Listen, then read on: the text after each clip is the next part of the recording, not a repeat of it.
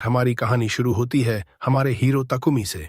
तकुमी एक बिल्कुल साधारण जापानीज युवक था जिसकी जिंदगी सबसे नॉर्मल तरीके से चल रही थी। अचानक बिना किसी वार्निंग के वो एक पूरी तरह अलग दुनिया में पहुंच गया। वो दुनिया मॉन्स्टर्स से भरी हुई थी।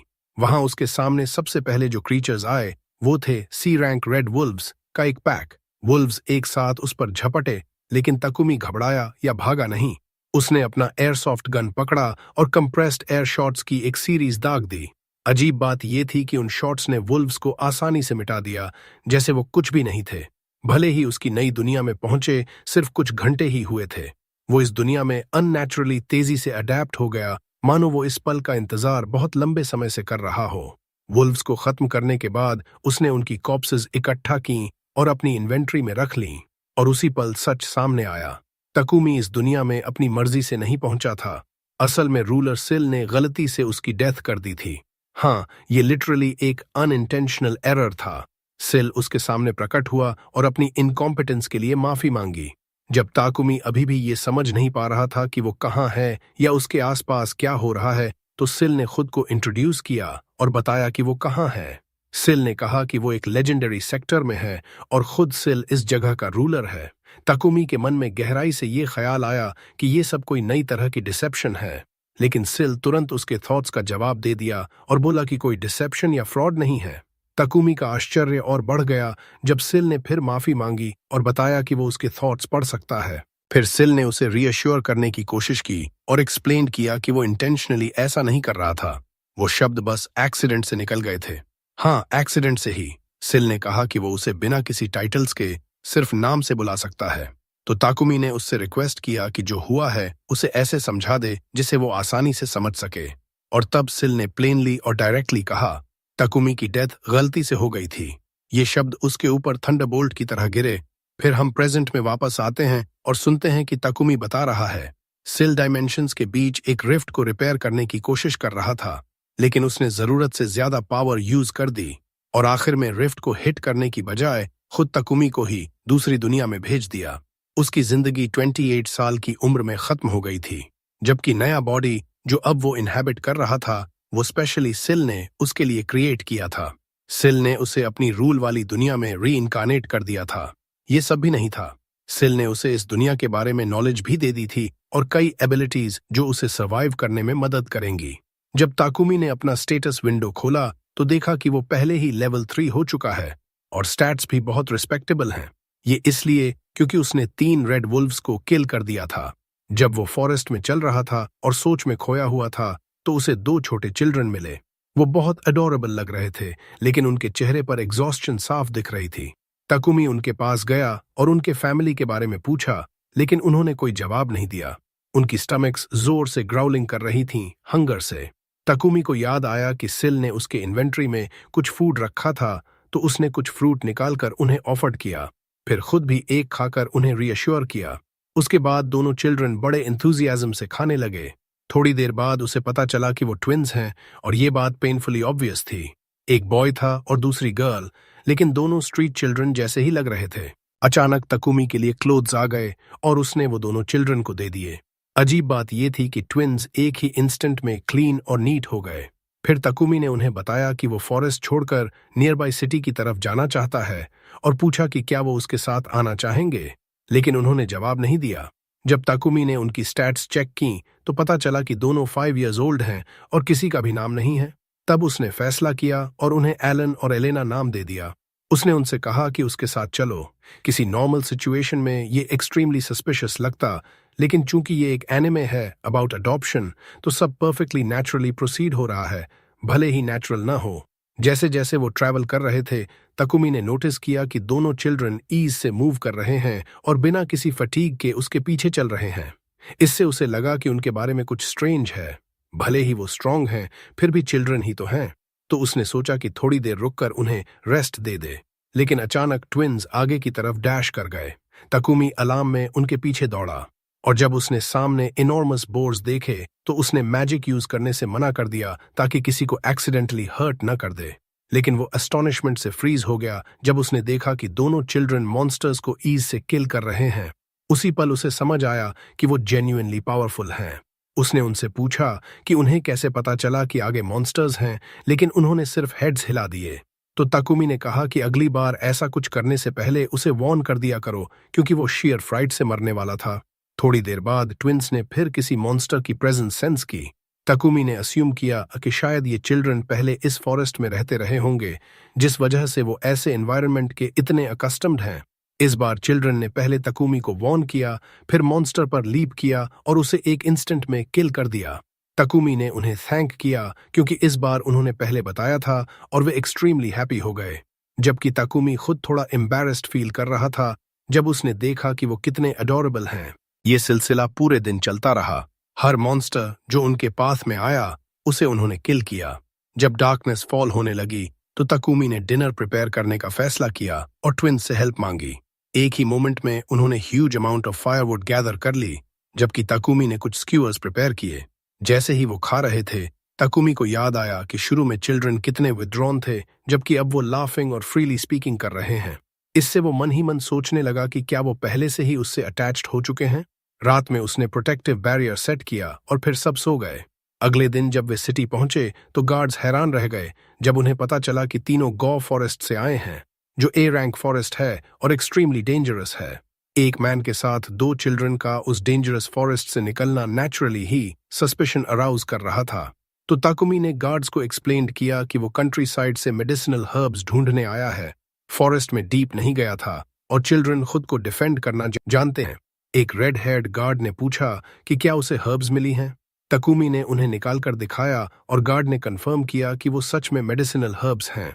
खुश होकर गार्ड ने ताकुमी से आइडेंटिफिकेशन कार्ड मांगा। ताकुमी ने हेजिटेट करते हुए कहा कि वो रूरल एरिया से आया है और उसके पास कोई आइडेंटिफिकेशन नहीं है। उसके बाद गार्ड उसे इंस्पेक्शन के लिए ले गया, कई पेपर्स फिल करवाए और फिर एक क्रिस्टल पर हैंड रखने को कहा ताकि कंफर्म हो सके कि उसका कोई क्रिमिनल रिकॉर्ड नहीं है। भले ही ताकुमी ने कुछ गलत नहीं किया था, फिर भी वो थोड़ा टेंस फील कर रहा था, खासकर ट्विंस की सिचुएशन को अभी भी फुली समझ न पाने की वजह से। फॉर्चुनेटली कोई प्रॉब्लम नहीं आया।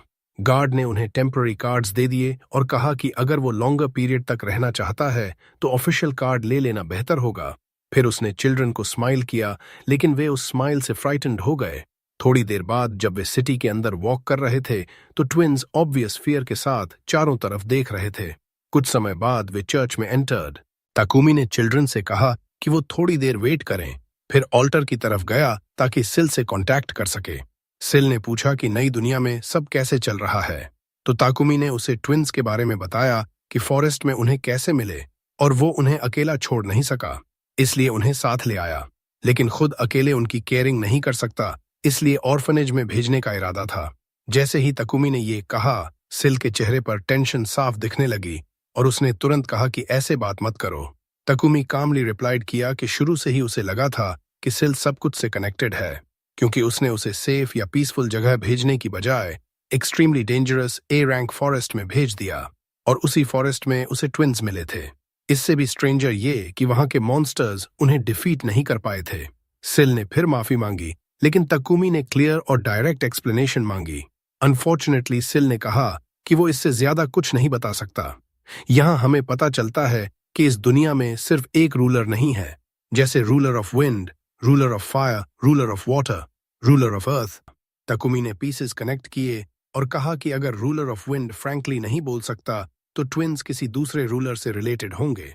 सिल स्माइल किया और एडमिटेड किया कि ताकुमी इंडीड इंटेलिजेंट है। फिर सिल ने बताया कि ट्विंस ऑर्डिनरी चिल्ड्रन नहीं हैं और उन्हें फॉरेस्ट में छोड़ना एक्सट्रीमली डेंजरस था, लेकिन फिर भी वो इससे ज्यादा नहीं कह सकता।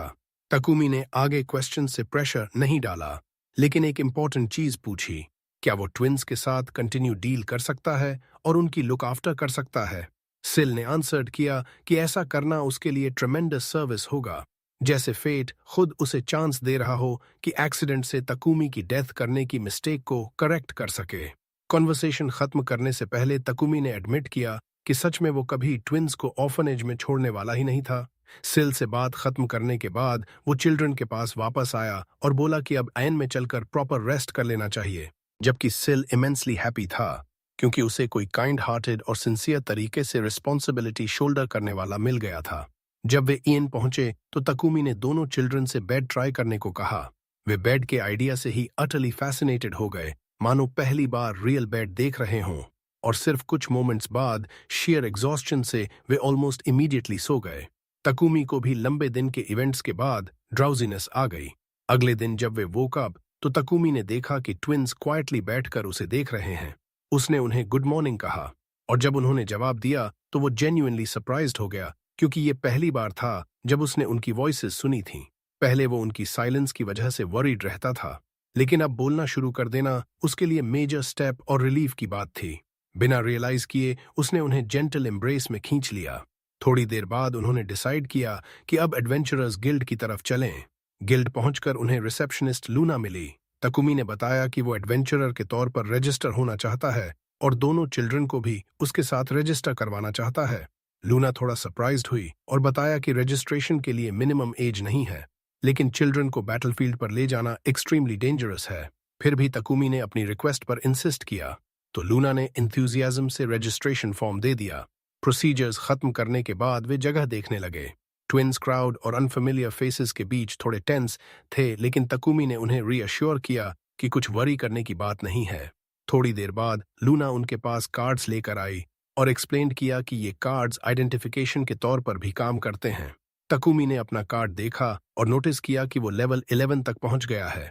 कार्ड में ये भी लिखा था कि वो ह्यूमन है, जिससे उसके मन में थोड़ी क्यूरियोसिटी जागी। तब लूना ने गिल्ड सिस्टम एक्सप्लेन करना शुरू किया। उसने बताया कि रैंक्स F से शुरू होते हैं बिगिनर्स के लिए और S तक जाते हैं, जो हीरोज का रैंक माना जाता है। SSS नाम का एक हायर रैंक भी है, लेकिन वो एक्सट्रीमली स्पेशल रैंक है और गिल्ड के पूरे हिस्ट्री में कभी किसी ने रीच नहीं किया। उसने ये भी एक्सप्लेन किया कि क्वेस्ट्स को इंडिविजुअली या ग्रुप्स में कंप्लीट किया जा सकता है और पार्टी का रैंक उसके मेंबर्स के एवरेज रैंक से डिसाइड होता है। अगर वो वर्क लेना चाहे तो रिसेप्शन से क्वेस्ट चुनकर रिक्वायर्ड प्रोसीजर्स कंप्लीट करने होंगे। थैंक करने के बाद तकुमी ने उनसे रिक्वेस्ट किया कि उन्हें एक पार्टी के तौर पर रजिस्टर कर दो। लूना ने पार्टी का नाम पूछा तो तकुमी ने एक मोमेंट सोचा, और क्योंकि उनकी लाइव्स रूलर्स से किसी न किसी वे में कनेक्टेड हो गई थीं, तो उसे लगा कि नाम एग्स फिटिंग होगा।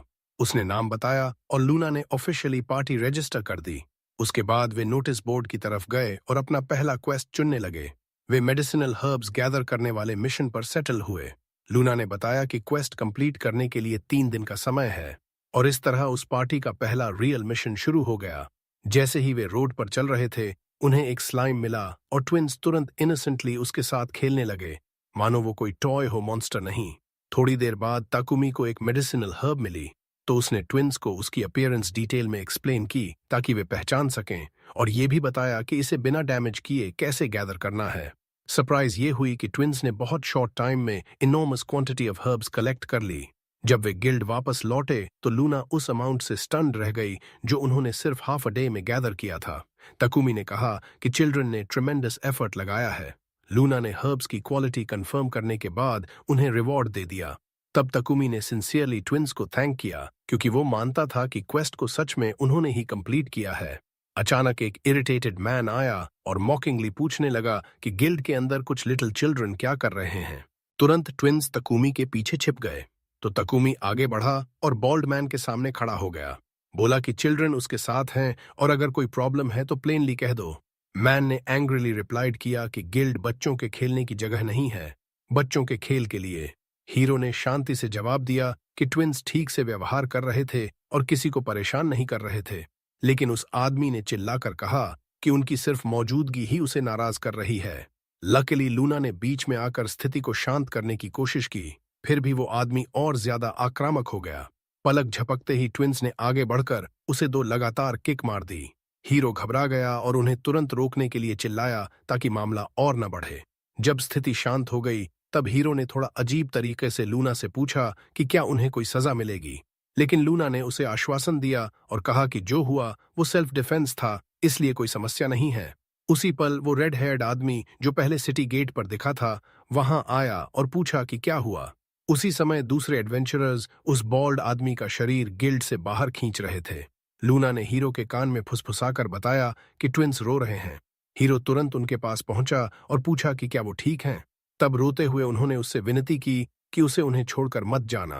वो बहुत टचिंग दृश्य था और हीरो को एहसास हुआ कि ट्विन्स उससे कितना अटैच हो चुके हैं।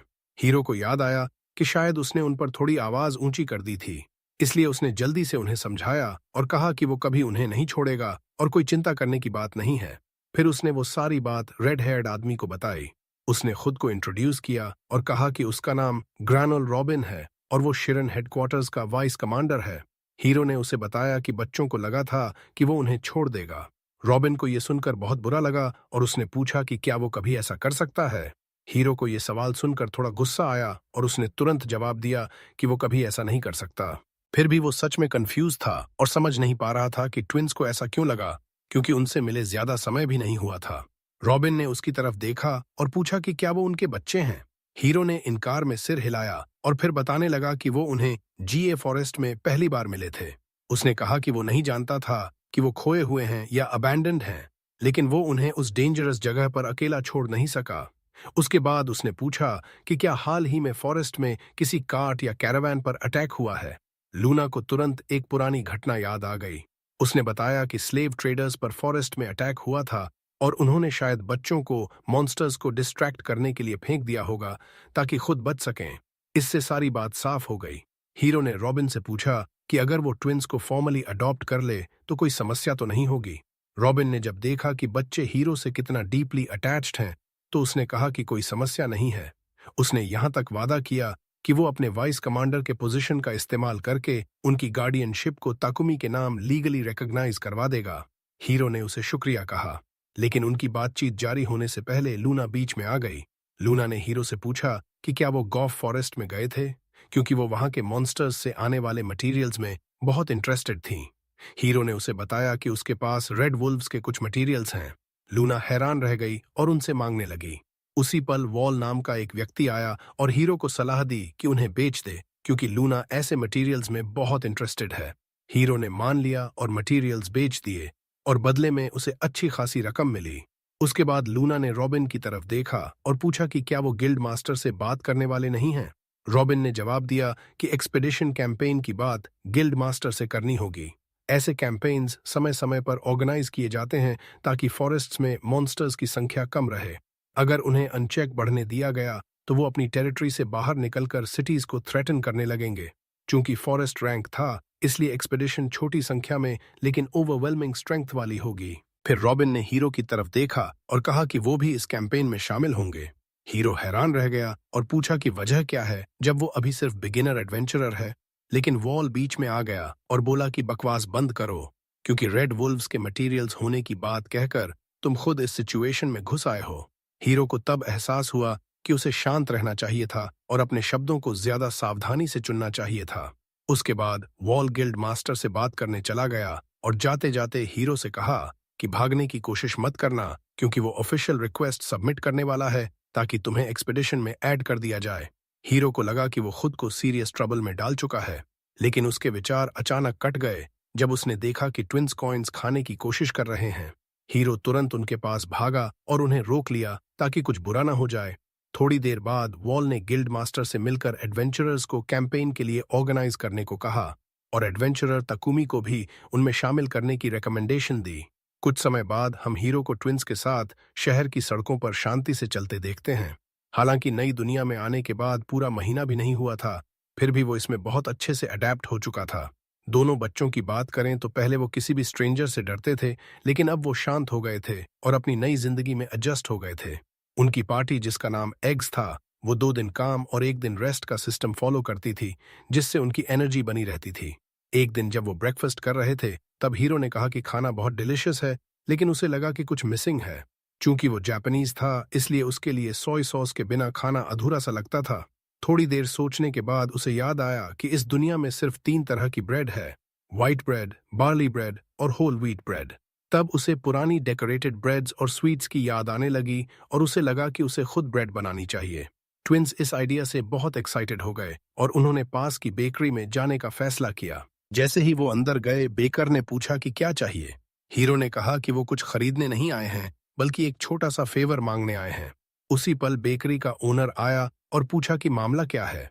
उसकी बेटी मिशेल ने उसे बताया कि ताकुमी उनसे फेवर मांगना चाहता है। बेकर का नाम रैड था। हीरो ने खुद को इंट्रोड्यूस किया और बताया कि वो कुछ इंग्रेडिएंट्स जो उसके पास हैं उनसे एक खास तरह की ब्रेड बनाने की कोशिश करना चाहता है। मिशेल ने देखा कि एक इंग्रेडिएंट जैम था, जबकि दूसरा उसे अनजाना लगा। तब हीरो ने उन्हें बताया कि वो पेस्ट्री क्रीम है और इसे ब्रेड के अंदर रखकर ओवन में डालना होता है।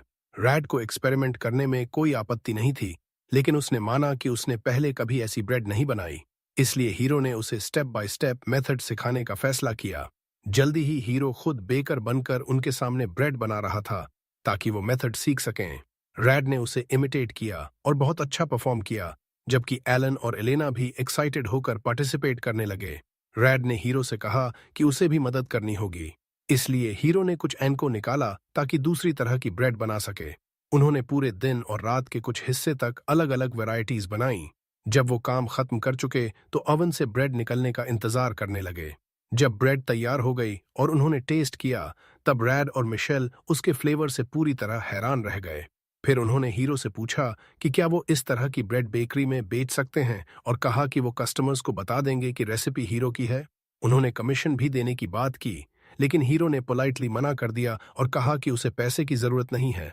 उसके लिए बस इतना काफी है कि वो जब चाहे उनसे वो ब्रेड खरीद सके। सच कहें तो उसका एटीट्यूड बिल्कुल बिजनेस माइंडेड नहीं था। रैड ने कहा कि वो नई फिलिंग्स और अलग अलग वैरायटीज ट्राई करने के लिए एक्साइटेड है। एलन और एलेना को टेस्ट बहुत पसंद आया और उन्होंने कहा कि वो बहुत सारी खाना चाहते हैं। अगले दिन गिल्ड में लूना ने हीरो का स्वागत स्माइल के साथ किया और उसे प्रमोशन पर बधाई दी। हीरो को लगा था कि शायद थोड़ा बढ़ा होगा, लेकिन जब उसने देखा कि वो लेवल 13 पहुंच गया है और साथ में कुछ स्ट्रेंज स्किल्स जैसे लॉन्ड्री और सोइंग भी एक्वायर कर ली हैं, तो वो सरप्राइज्ड रह गया। सच कहें तो खुद उसे भी ये स्किल्स थोड़ी ऑड लगीं, लेकिन वो डिनाई नहीं कर सकता था कि डेली लाइफ में ये कितनी यूजफुल हैं। लूना ने उसे बधाई दी और कहा कि बिगिनर एडवेंचरर के लिए वो अननेचुरली रैपिड पेस से प्रोग्रेस कर रहा है। उसने ट्विंस की भी तारीफ की और कहा कि साफ दिख रहा है कि वो हार्ड और डिलिजेंटली काम कर रहे हैं। फिर उसने पूछा कि क्या उसने कभी डंजन विजिट करने के बारे में सोचा है। हीरो को तुरंत सिल द्वारा दी गई जानकारी याद आ गई कि इस दुनिया में 108 डंजन्स अलग अलग जगहों पर बिखरे हुए हैं। लूना ने बताया कि साइलिन के पास एक फेमस डंजन है जिसमें 15 फ्लोर्स हैं, और चूंकि सिटी के आसपास मॉन्स्टर्स की संख्या कम है, इसलिए बहुत सारे एडवेंचरर्स वहां जल्दी लेवल्स बढ़ाने जाते हैं। हीरो ने थोड़ा सोचा, फिर ट्विंस से कहा कि वो वहां जा सकते हैं और एक्सप्लोर कर सकते हैं, लेकिन लूना ने उसे चेतावनी दी कि डंजन अपेक्षाकृत पास है, फिर भी पहुंचने में आधा दिन वॉकिंग लगेगी और एक्सप्लोर करने में कई दिन लग सकते हैं। हीरो ने उसे आश्वासन दिया और कहा कि वो सिर्फ वहां जाकर जगह देखना और थोड़ा एक्सप्लोर करना चाहता है। लूना को राहत मिली क्योंकि साफ था कि उसने समझा था कि हीरो पहली विजिट पर पूरा डंजन क्लियर करने वाला है। लेकिन सरप्राइज ये हुई कि जल्दी ही हीरो और ट्विंस डंजन के 3rd फ्लोर तक पहुंच चुके थे। ये एलन और एलेना की वजह से संभव हुआ था, क्योंकि उनमें एस्टोनिशिंग सेंस ऑफ डायरेक्शन था और वो हीरो को गाइड कर रहे थे। जैसे जैसे वो आगे बढ़े, हीरो ने नोटिस किया कि ये अर्थ डंजन है, यानी ज्यादातर मॉन्स्टर्स अर्थ एलिमेंट के हैं। उनके सामने एक जाइगेंटिक मोल जैसा मॉन्स्टर आया, लेकिन वो रिलेटिवली वीक लगा। हीरो ने ट्विंस से कहा कि इसे हैंडल कर लो, लेकिन वो बोल भी नहीं पाया था कि उन्होंने आसानी से उसे किल कर दिया। मॉन्स्टर डिफीट होते ही वैनिश हो गया और लूट छोड़ गया। हीरो ने उन्हें समझाया कि डंजन के मॉन्स्टर्स मरने पर डिसअपियर हो जाते हैं और लूट छोड़ जाते हैं, और कभी कभी ये ड्रॉप्स रेयर या वैल्यूएबल हो सकते हैं। ट्विंस ने जगह खोजी और पाया कि मोल ने सिर्फ एक विस्कर छोड़ा है, इसलिए वो स्माइल करते हुए आगे बढ़ गए। थोड़ी देर बाद हीरो ने सोचा कि अब ब्रेक का समय है और उसे डिनर तैयार करना चाहिए। फिर उसने एक मैजिकल टूल समन किया जो बेसिकली एक स्टोव था। दृश्य बहुत स्ट्रेंज था, लेकिन साफ था कि उसकी एबिलिटीज उसे आसानी से अलग अलग टूल समन करने देती हैं। जल्दी ही खाना तैयार हो गया और ट्विंस ने टेस्ट करके बहुत डिलाइट महसूस की। खाने के बाद वो प्रोटेक्टिव बैरियर के अंदर पीसफुली सो गए, जो उनके आसपास के एरिया को सिक्योर रखता था। जब उन्होंने काफी रेस्ट ले ली तो उन्होंने फिर से जर्नी शुरू की और जो भी मॉन्स्टर मिला उसे डिफीट करते गए। वो फाइटिंग, ईटिंग और रेस्टिंग के इसी पैटर्न में जारी रहे जब तक वो 10th फ्लोर तक नहीं पहुंच गए, जहां उन्हें एक सीक्रेट रूम मिली जिसमें ट्रेजर चेस्ट था। हीरो ने उन्हें बताया कि ऐसे चेस्ट्स में वैल्यूएबल ट्रेजर्स हो सकते हैं, लेकिन उतनी ही आसानी से डेंजरस ट्रैप्स भी हो सकते हैं। इसलिए उसने पहला चेस्ट खुद इंस्पेक्ट करने का फैसला किया। जब कंफर्म हो गया कि वो सेफ है, तब उसने ट्विंस को खोलने दिया। अंदर उन्हें 2 पोशंस मिले, एक माना रिकवरी के लिए और दूसरा हीलिंग के लिए। लूट काफी सिंपल था, लेकिन उसी पल उनके पीछे एक ह्यूज मॉन्स्टर प्रकट हो गया और सिंक्रोनाइज्ड डबल स्ट्राइक से ट्विंस ने अस्टॉनिशिंग स्पीड से उसे किल कर दिया।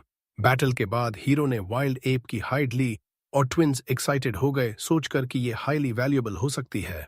हीरो को धीरे धीरे नोटिस हो रहा था कि ट्विंस में एक्स्ट्रॉर्डिनरी एबिलिटीज हैं, चाहे कॉम्बैट में हो या आसपास की चीजें सेंसिंग करने में। वो बिना डर के आगे बढ़ रहे थे और कोई भी मॉन्स्टर उनके सामने आता वो ऑलमोस्ट ऑटोमेटिकली डिफीट हो जाता था। इससे हीरो को राहत मिली कि वो बैड लोगों के हाथों नहीं पड़े। शायद यही वजह थी कि सील शुरू से ही उनके बारे में इतना कंसर्न्ड था। फिर भी कभी कभी हीरो को लगता था कि वो उन पर ज्यादा रिलाई करने लगा है। जब वो लॉस्ट होकर सोच रहा था तब ट्विंस ने उसे आवाज दी और पास के मॉन्स्टर की वार्निंग दी। जब उसने देखा तो वो पॉइजनस मड सर्पेंट था। उसने ट्विंस को वार्न किया और कहा कि इस मॉन्स्टर को उसे हैंडल करने दो। इस बार हीरो ने एक स्टोन उठाई और सर्पेंट पर फेंकी ताकि उसे डिस्ट्रैक्ट कर सके। फिर कटिंग विंड इस्तेमाल करके उसे स्विफ्टली किल कर दिया। तुरंत बाद बीस का स्वॉर्म आ गया। ट्विंस बहुत एक्साइटेड हो गए और खुद से उन्हें फाइट करने की इजाजत मांगी। हीरो ने मान लिया और उन्हें ट्राई करने का चांस दिया। शुरू में उनके स्ट्राइक्स प्रिसाइज नहीं थे, लेकिन उन्होंने हीरो के मेथड को कॉपी किया और स्टोन्स फेंकने लगे और उसी पल उनकी पावर फ्राइटनिंग तरीके से रिवील हो गई। हीरो खुश होकर उन्हें एंजॉय करते देख रहा था, इसलिए उसने उन्हें फ्रीली फाइट करने दिया, जबकि वो खुद बैठ गया और अपना सामान अरेंज करने लगा। जब ट्विंस ने बीज को डिफीट कर दिया तो उन्होंने मॉन्स्टर्स द्वारा छोड़ा गया हनी कलेक्ट किया और हीरो को दे दिया। हनी देखते ही हीरो बहुत एक्साइटेड हो गया और बोला कि हनी इथिल्डिया में बहुत एक्सपेंसिव मटेरियल्स में से एक माना जाता है। उस पल से ट्विंस हर बी के पीछे पड़ गए जो उन्हें मिली। हंटिंग खत्म करने के बाद हीरो ने उनके लिए फ्रेंच टोस्ट तैयार किया। ट्विंस बहुत ओवरजॉयड हो गए, लेकिन अचानक फिर से बीस का स्वॉर्म आ गया। इस बार हीरो खुद उन्हें हैंडल करने लगा। जब उनकी संख्या बढ़ गई तब ट्विंस भी बैटल में शामिल हो गए और मदद करने लगे। आखिरकार उन्होंने इनॉर्मस अमाउंट का हनी कलेक्ट किया। फिर वो डंजन में आगे बढ़ते रहे जब तक आखिरकार 15th फ्लोर तक नहीं पहुंच गए। जिस पल उन्होंने मासिव डोर खुला और अंदर घुसते ही वे खुद को एक विशाल हॉल में पा रहे थे, लेकिन जैसे ही वे अंदर कदम रखते डोर उनके पीछे बंद हो गई और उनके सामने एक विशाल मॉन्स्टर प्रकट हो गया, एक जायंट अर्थवर्म। हीरो तुरंत समझ गया कि इस जगह से तब तक बाहर नहीं निकल पाएंगे जब तक इस मॉन्स्टर को डिफीट नहीं कर देते। इसलिए उसने ट्विंस को कहीं सेफ रहने को कहा, जबकि वह खुद बैटल संभाल लेगा। वर्म ने उसके विंड अटैक से बचने की कोशिश की और मड के गोले फेंककर हमला करने लगा, लेकिन हीरो ने उन अटैक्स को आसानी से तोड़ दिया। फिर सीधा विंड एरो चला दिया और बैटल को जल्दी खत्म कर दिया। लड़ाई खत्म होने के बाद वह थोड़ा हैरान खड़ा रहा और खुद से पूछने लगा, क्या मॉन्स्टर सच में इतना वीक था या ब्लेसिंग्स की वजह से खुद हीरो मजबूत हो गया है? जब वह लूट इकट्ठा करने लगा तो मॉन्स्टर ने बहुत सारे आइटम्स छोड़ दिए थे। उसी पल ट्विंस उसके पैरों से चिपक गए और धीरे से पूछा, फिनिश्ड? हीरो मुस्कुराया और बोला, यस, खुश हूं कि तुम सेफ हो। तभी अचानक उन्होंने उसे अपनी तरफ खींचा और उसके सिर पर थपथपाने लगे जैसे धन्यवाद दे रहे हों। हीरो का चेहरा लाल हो गया और हैरानी से पूछा, आर यू प्रेजिंग मी? उन्होंने हाँ कहा और उसके दिल में गहरी गर्माहट और कृतज्ञता भर गई। उसके बाद एक स्पेशल डिवाइस प्रकट हुआ जो उन्हें डंजन के फर्स्ट फ्लोर पर वापस ले गया। उसके साथ एक एक्स्ट्रा ट्रेजर चेस्ट भी था। जब उसने उसे खोला तो अंदर फायर बॉम्ब्स थे, बॉम्ब्स जो मैजिक से चार्ज होने पर एक्सप्लोड हो जाते थे और फेंकने वाले को उनसे काफी दूर होना पड़ता था। हीरो को लगा कि ये ग्रेनेड्स जैसे हैं और जब उसने देखा कि ट्विंस उनसे खेलने की कोशिश कर रहे हैं तो वह बहुत अलार्म्ड हो गया। इसलिए उसने जल्दी से उन्हें छीन लिया और समझाया कि ये बेहद डेंजरस हैं। जैसे ही उन्होंने ट्रांसफर ORB को छुआ वे तुरंत डंजन के बाहर पहुंच गए। हीरो ने उन्हें बताया कि अब सिटी वापस चलने का समय है। रास्ते में ट्विंस ने अचानक दूर खड़े एक डॉग की तरफ इशारा किया, लेकिन वो डॉग बिल्कुल ऑर्डिनरी नहीं था, वो एक फेनरियर था। हीरो ने बीस्ट को एग्जामिन किया और हैरान रह गया जब पता चला कि वो लेवल 25S रैंक फेनरियर है। और उससे भी अजीब बात यह थी कि उसके और हीरो के बीच कॉन्ट्रैक्ट था। हीरो बहुत हैरान हुआ कि ऐसा कॉन्ट्रैक्ट कब बना होगा और तुरंत उसे याद आया कि सिल ने ही ये काम किया होगा बिना उसे बताए। जैसे ही उसने उसकी तरफ जेस्चर किया, जोल सीधा उसके पास दौड़ आया।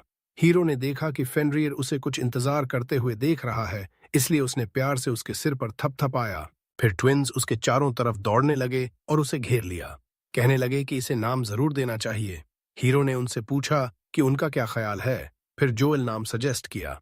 ट्विंस बहुत एक्साइटेड हो गए और बोले कि उन्हें नाम बहुत पसंद है। बहुत देर बाद आखिरकार वे सिटी पहुंच गए। हीरो ने ट्विंस को बताया कि जोएल को उनके साथ सिटी में नहीं ले जा सकते क्योंकि ऑर्डिनरी लोग मॉन्स्टर देखकर डर जाएंगे। इसलिए उसने फैसला किया कि उसे अपने शैडो में हाइड कर देगा और समझाया कि मॉन्स्टर कॉन्ट्रैक्ट्स डार्क मैजिक का रूप हैं। इसलिए कॉन्ट्रैक्टेड बीस्ट खुद को हाइड करके गायब हो सकता है। थोड़ी देर बाद हीरो सिल से मिला और उससे कॉन्ट्रैक्ट्स और मैजिकल बीस्ट्स के बारे में पूछा। सिल पहले तो समझ गया, लेकिन जब हीरो ने स्पष्ट किया कि वो जोएल की बात कर रहा है तो सिल थोड़ा अनकंफर्टेबल हो गया और विषय बदलने लगा। फिर उसे याद आया कि फेनरियर को रूलर ऑफ वाटर ने भेजा था और खुद सिल उस बीस्ट का स्वागत सबसे पहले करना चाहता था। इसलिए उसने फैसला किया कि हीरो के लिए एक और बीस्ट समन करेगा। हीरो ने उसे रोका और सीधे पूछा, family of the ruler of water से क्या मतलब? सिल ने कहा कि ठीक वही मतलब है। Family of the ruler of water ने जोएल को ग्रैटिट्यूड के तौर पर भेजा है, कुछ और चीजों के साथ। फिर सिल ने सारी आइटम्स हीरो को एक साथ सौंप दी। हीरो ने देखा कि ट्विन्स वाटर एलिमेंट के साथ कंपैटिबल लग रहे हैं, और जब उसने इन्वेंट्री खोला तो सिल द्वारा भेजी गई हर चीज से हैरान रह गया। इसलिए हीरो ने अनमने ढंग से एक्सेप्ट कर लिया क्योंकि उसके पास कोई और चारा नहीं था। उस रात वे थकान से सो गए। अगले दिन जब वे उस जगह पहुंचे जो सिल ने बताया था, तो वहां एक ह्यूज टाइगर और एक जायंट बर्ड उनका इंतजार कर रहे थे। हीरो मुस्कुराया जब उसने इतनी केयरफुल प्रेपरेशन देखी और समझ गया कि सिल ने क्रीचर्स को भेजते समय बिल्कुल केयरलेस नहीं रहा। टाइगर एक सेलेस्टियल टाइगर था, level 25 S rank, air element control कर सकता था और स्काई में आश्चर्यजनक स्पीड से दौड़ सकता था। उसका अपीयरेंस बेहद मैजेस्टिक था। जबकि बर्ड एक थंडरहॉक था, level 20 A rank, lightning control करता था और स्विफ्ट और सडन अटैक्स में स्पेशलाइज्ड था। ट्विन्स को नेम्स में बहुत इंटरेस्ट था। थोड़ी सोच के बाद हीरो ने टाइगर का नाम हीट और बर्ड का नाम बोल्ट रखने का फैसला किया। सिल ने मैजिकल कॉलर्स भी भेजे थे जिनकी वजह से जोएल और हीट टाइनी चिबी फॉर्म्स में अपीयर हो सकते थे, ताकि वे उनके साथ बिना अटेंशन खींचे चल सकें। ट्विन्स बहुत एक्साइटेड हो गए और खुद के लिए भी कॉलर्स मांगने लगे, लेकिन हीरो को लगा कि ये सूटेबल नहीं है। चाहे वे कितने अडोरेबल हों, फिर भी वे चिल्ड्रन थे। इसलिए उसने रूलर ऑफ वाटर द्वारा भेजी गई चीजों में से सेफ पेंडेंट्स ढूंढे जो ट्रैकिंग, रेजिस्टेंस और मैजिकल रीइंफोर्समेंट के चार्म्स वाले थे, ताकि ट्विन्स हमेशा सेफ रहें। उनके साथ मैजिकल बैग्स भी थे जिनमें वे अपना सारा सामान रख सकते थे। अब वे एडवेंचर को आराम से जारी रखने के लिए रेडी थे। उसके बाद हम उन्हें सिटी में घूमते देखते हैं जब तक ट्विन्स एक टॉय स्टोर के सामने रुक गए और अंदर की हर चीज से मुग्ध हो गए। जब वे अंदर गए तो एलेना ने कुछ बहुत क्यूट हेयर टाइज चुने, और जैसे वो काफी नहीं था, उसने ब्लैक वाले भी चुने ताकि वे हीरो के कलर से मैच करें। हीरो उस सीन से अडोरेबल लगने की वजह से लगभग बेहोश हो गया। फिर और भी बोल्डर सीन आया। स्टोर में काम करने वाली वुमन ने ट्विन्स से डिस्प्ले पर रखे कुछ क्लोथ्स ट्राई ऑन करने को कहा। सच कहें तो ये बहुत क्लेवर मूव था, क्योंकि सैंपल क्लोथ्स में ट्विन्स इतने अनबिलीवेबली अडोरेबल लग रहे थे कि हीरो ने उनके लिए कई आउटफिट्स खरीद लीं। उस रात हीरो बैठा सोच रहा था कि एलन के लिए कोई स्पेशल गिफ्ट लाना चाहता है, लेकिन उसे पता नहीं था कि क्या चुने, क्योंकि इस वर्ल्ड में वो चीजें जो उसे पसंद आती वे एग्जिस्ट ही नहीं करती। इसलिए वो बात थोड़ी देर के लिए पोस्टपोन हो गई। अगले दिन उनके पहले ऑफिशियल मॉन्स्टर हंटिंग मिशन का समय आया इनसाइड गे फॉरेस्ट। उन्होंने अच्छे से प्रिपेयर किया, ब्रेकफास्ट किया और फिर नाइट से मिलने गए। वहां रॉबिन ने उन्हें वाइस कमांडर आइजैक रिनर से इंट्रोड्यूस किया। आइजैक थोड़ा अनईजी महसूस कर रहा था जब उसने दो छोटे बच्चों को फॉरेस्ट के डेंजर में जाने के लिए तैयार देखा, लेकिन रॉबिन ने उसे रीअश्योर किया और बताया कि ट्विन्स जितने दिखते हैं उससे कहीं ज्यादा स्ट्रांग हैं और रूलर्स उन्हें लिटरली प्रोटेक्ट कर रहे हैं, इसलिए उसे खुद की चिंता करनी चाहिए। उसके बाद रॉबिन ने उन्हें बताया कि वे ट्रांसपोर्ट कैरेज से फॉरेस्ट में जाएंगे, लेकिन कुछ स्ट्रेंज होने लगा जब हीरो को लगा कि कोई अनसेटलिंग और पिक्यूलियर गेज से उन्हें देख रहा है। एलन और एलेना ने भी इसे सेंस किया। हालांकि उस पल उनकी इंट्यूशन खास स्ट्रांग नहीं थी, फिर भी फीलिंग रियल थी। हीरो तय नहीं कर पा रहा था कि गेज हॉस्टाइल है या सिर्फ क्यूरियस, इसलिए उसने अलर्ट रहते हुए जर्नी जारी रखने का फैसला किया और उस फीलिंग के सोर्स को आइडेंटिफाई करने की कोशिश की। जब वे फॉरेस्ट पहुंचे तो रॉबिन ने प्लान अनाउंस किया। वे वहां 5 दिन रहेंगे और हंटिंग मिशन शुरू करेंगे। फिर उन्होंने कैंप लगाने के लिए सूटेबल जगह ढूंढनी शुरू की और दूसरे एडवेंचरर्स से थोड़ा अक्वेंट हो गए। वे ऑर्डिनरी लुकिंग लोग थे जो ज्यादा पावरफुल नहीं लग रहे थे, जैसे ब्लॉन्ड रूडोल्फ, ट्विन ब्रेड्स वाली गर्ल आयरिस, जो नाम का एक आदमी और उसके अलावा एक और आदमी। फिर उन्होंने एरिया एक्सप्लोर करना शुरू किया और सब नॉर्मल चल रहा था जब तक ट्विंस ने नॉर्थ से एनिमी अप्रोच करते सेंस नहीं किया। गिल के पास डिटेक्शन एबिलिटी थी, फिर भी उसने एनिमी को थोड़ी देर बाद ही नोटिस किया, जिससे साफ हो गया कि ट्विंस की सेंसरी एबिलिटीज कितनी सुपीरियर हैं। एनिमी एक पावरफुल रेड वुल्फ था। नाइट अटैक लॉन्च करने से पहले ही ट्विंस उसकी तरफ दौड़ पड़े और इनक्रेडिबल स्पीड से उसे फिनिश ऑफ कर दिया, जैसे कोई बॉल से खेल रहे हों। जब हीरो ने ये सीन देखा तो पैनिक हो गया, क्योंकि वह भूल गया था कि आज का प्लान क्वाइटली और बिना अटेंशन खींचे मूव करने का था, लेकिन अब बहुत देर हो चुकी थी। खासकर जब नाइट्स हॉरर से देख रहे थे कि ट्विंस मॉन्स्टर का कॉप्स टॉय की तरह खींच रहे हैं। हीरो ने टेंशन कम करने की कोशिश की और कहा कि कुछ मूवमेंट और फाइटिंग दूसरों को भी करने दो, लेकिन रॉबिन ने जल्दी समझ लिया कि डिफीटेड वुल्फ सी रैंक था और बोला कि हालांकि वह जानता था कि ट्विंस टैलेंटेड हैं, लेकिन कभी एक्सपेक्ट नहीं किया था कि वे पूरी टीम को कैरी कर सकते हैं। हीरो के पास कोई चारा नहीं था सिवाय ये बताने के कि ट्विंस लंबे समय से फॉरेस्ट में रहे हैं, इसलिए नेविगेशन और हैंडलिंग में इतने स्किल्ड हो गए हैं। और सच में सब ट्विंस के पीछे पीछे चलने लगे, जबकि वे इंपॉर्टेंट प्लांट्स और मटेरियल्स इकट्ठा कर रहे थे। हीरो की सलाह से एलन और एलेना भी मॉन्स्टर्स को किल करने का काम दूसरों पर छोड़ने लगे और उन्होंने टीम को ऑक्स के ग्रुप के खिलाफ बैटल लीड करने दिया। रॉबिन ने उस मौके का फायदा उठाया और कंफर्म किया कि हीरो सिर्फ ई रैंक एडवेंचरर नहीं है, इसलिए उसने रूडोल्फ से कहा कि सिटी लौटते ही हीरो के लिए रैंक इवैल्यूएशन टेस्ट रेकमेंड करे। लेकिन सबसे बड़ा सरप्राइज ये था कि ऑक्स को ग्रुप्स में अटैक नहीं करना चाहिए था और एनिमीज को फॉरेस्ट के इस एरिया में अपीयर ही नहीं करना चाहिए था, जिससे सबको लगा कि कुछ रॉन्ग है। अचानक स्काई में रेड फ्लेयर दिखा और वो सिग्नल था कि दूसरे 2 यूनिट्स में से एक डेंजर में है। समय बहुत इंपॉर्टेंट था, इसलिए हीरो ने विंड की पावर से जल्दी लोकेशन पर पहुंच गया और वहां नाइट को रेड वुल्व्स के पैक से घिरा हुआ पाया। बिना किसी हेजिटेशन के उसने और उसकी टीम ने उन्हें स्विफ्टली वाइप आउट कर दिया। जब वे दूसरों के पास लौटे तो माहौल फिर जोकिंग और लाफ्टर में बदल गया, जब तक उन्हें फिर वही स्ट्रेंज गेज महसूस नहीं हुआ, लेकिन इस बार वो क्लोजर था। उस रात हीरो शॉक्ड हो गया जब उसने एडवेंचरर्स द्वारा तैयार किए जाने वाले डिनर को देखा। सिर्फ मीट और वेजिटेबल्स वाला सूप, कुछ और नहीं। सच में वो भूख मिटाने के लिए काफी था, लेकिन हीरो की कल्पना से बहुत दूर था। इसलिए उसने पूछा कि आयरिस प्रॉपर मील क्यों नहीं बना रही, लेकिन टीम ने बताया कि उसका कुकिंग सबसे वर्स्ट है और अगर उसे किचन के पास आने दिया तो पॉइजनिंग से मर सकते हैं। इस बात ने हीरो को एक पल के लिए डिसबिलीफ में डाल दिया और वह सोचने लगा कि कैसे पॉसिबल है कि सारी विमेन अच्छी कुकिंग नहीं कर पाती। उसके बाद उसने इंस्ट्रक्शंस दे दिए ताकि वे रिस्पेक्टेबल डिनर बना सकें। अगले दिन हीरो को फिर लगा कि कोई उसे देख रहा है और जैसे जैसे समय बीतता गया फॉरेस्ट और भी स्ट्रेंज हो गया, क्योंकि पूरे दिन उन्हें लगभग कोई मॉन्स्टर्स नहीं मिले। स्थिति ऐसे ही चलती रही जब तक अचानक बदलाव नहीं आया और वे एक जाइगैंटिक ईविल सर्पेंट के सामने नहीं आ गए जो हर फिजिकल और मैजिकल अटैक को विथस्टैंड कर लेता था। हीरो तुरंत समझ गया कि ये एनिमी जेन्युइन डेंजर है, इसलिए उसने एलन और एलेना को डिस्टेंस पर रहने को कहा, जबकि वह और वॉरियर्स उस पर अटैक करने की कोशिश करते रहे, लेकिन कोई फायदा नहीं हुआ। उसी पल हीरो को फिर हॉस्टाइल गेज फील हुआ जो स्पेसिफिकली उस पर फोकस था। उसने उसकी कंसंट्रेशन शैटर कर दी। उसी इंस्टेंट ट्विंस इंटरवीन करने की कोशिश की, लेकिन मॉन्स्टर ने उन्हें वायलेंट ब्लो मारा और उड़ा दिया। सच में सिचुएशन डेंजरस इसलिए थी क्योंकि इस वर्ल्ड के 2 सबसे छोटे और स्ट्रॉन्गेस्ट बीइंग्स अब जमीन पर पड़े थे। उस पॉइंट पर हीरो का सारा कंपोजर खो गया, शुद्ध फियर और रेज से, क्योंकि किसी की मर्डरस इंटेंट और अपनी गलती की वजह से ट्विंस को चोट लग गई थी। उस पल उसके दिल का सारा गुस्सा इकट्ठा हो गया और उसने एडवांस्ड विंड मैजिक ट्राई करने का फैसला किया। नेचुरली वह खुद से एग्जीक्यूट नहीं कर पाता था, इसलिए उसने रूडोल्फ और दूसरों से कहा कि जाइगेंटिक सर्पेंट को डिस्ट्रैक्ट करें जबकि वह अटैक चार्ज करे। एडवेंचरर्स ने अपना पूरा जोर लगाया ताकि उसे टाइम मिले, और जब हीरो को लगा कि सब रेडी है तो उसने उन्हें पीछे हटने को कहा।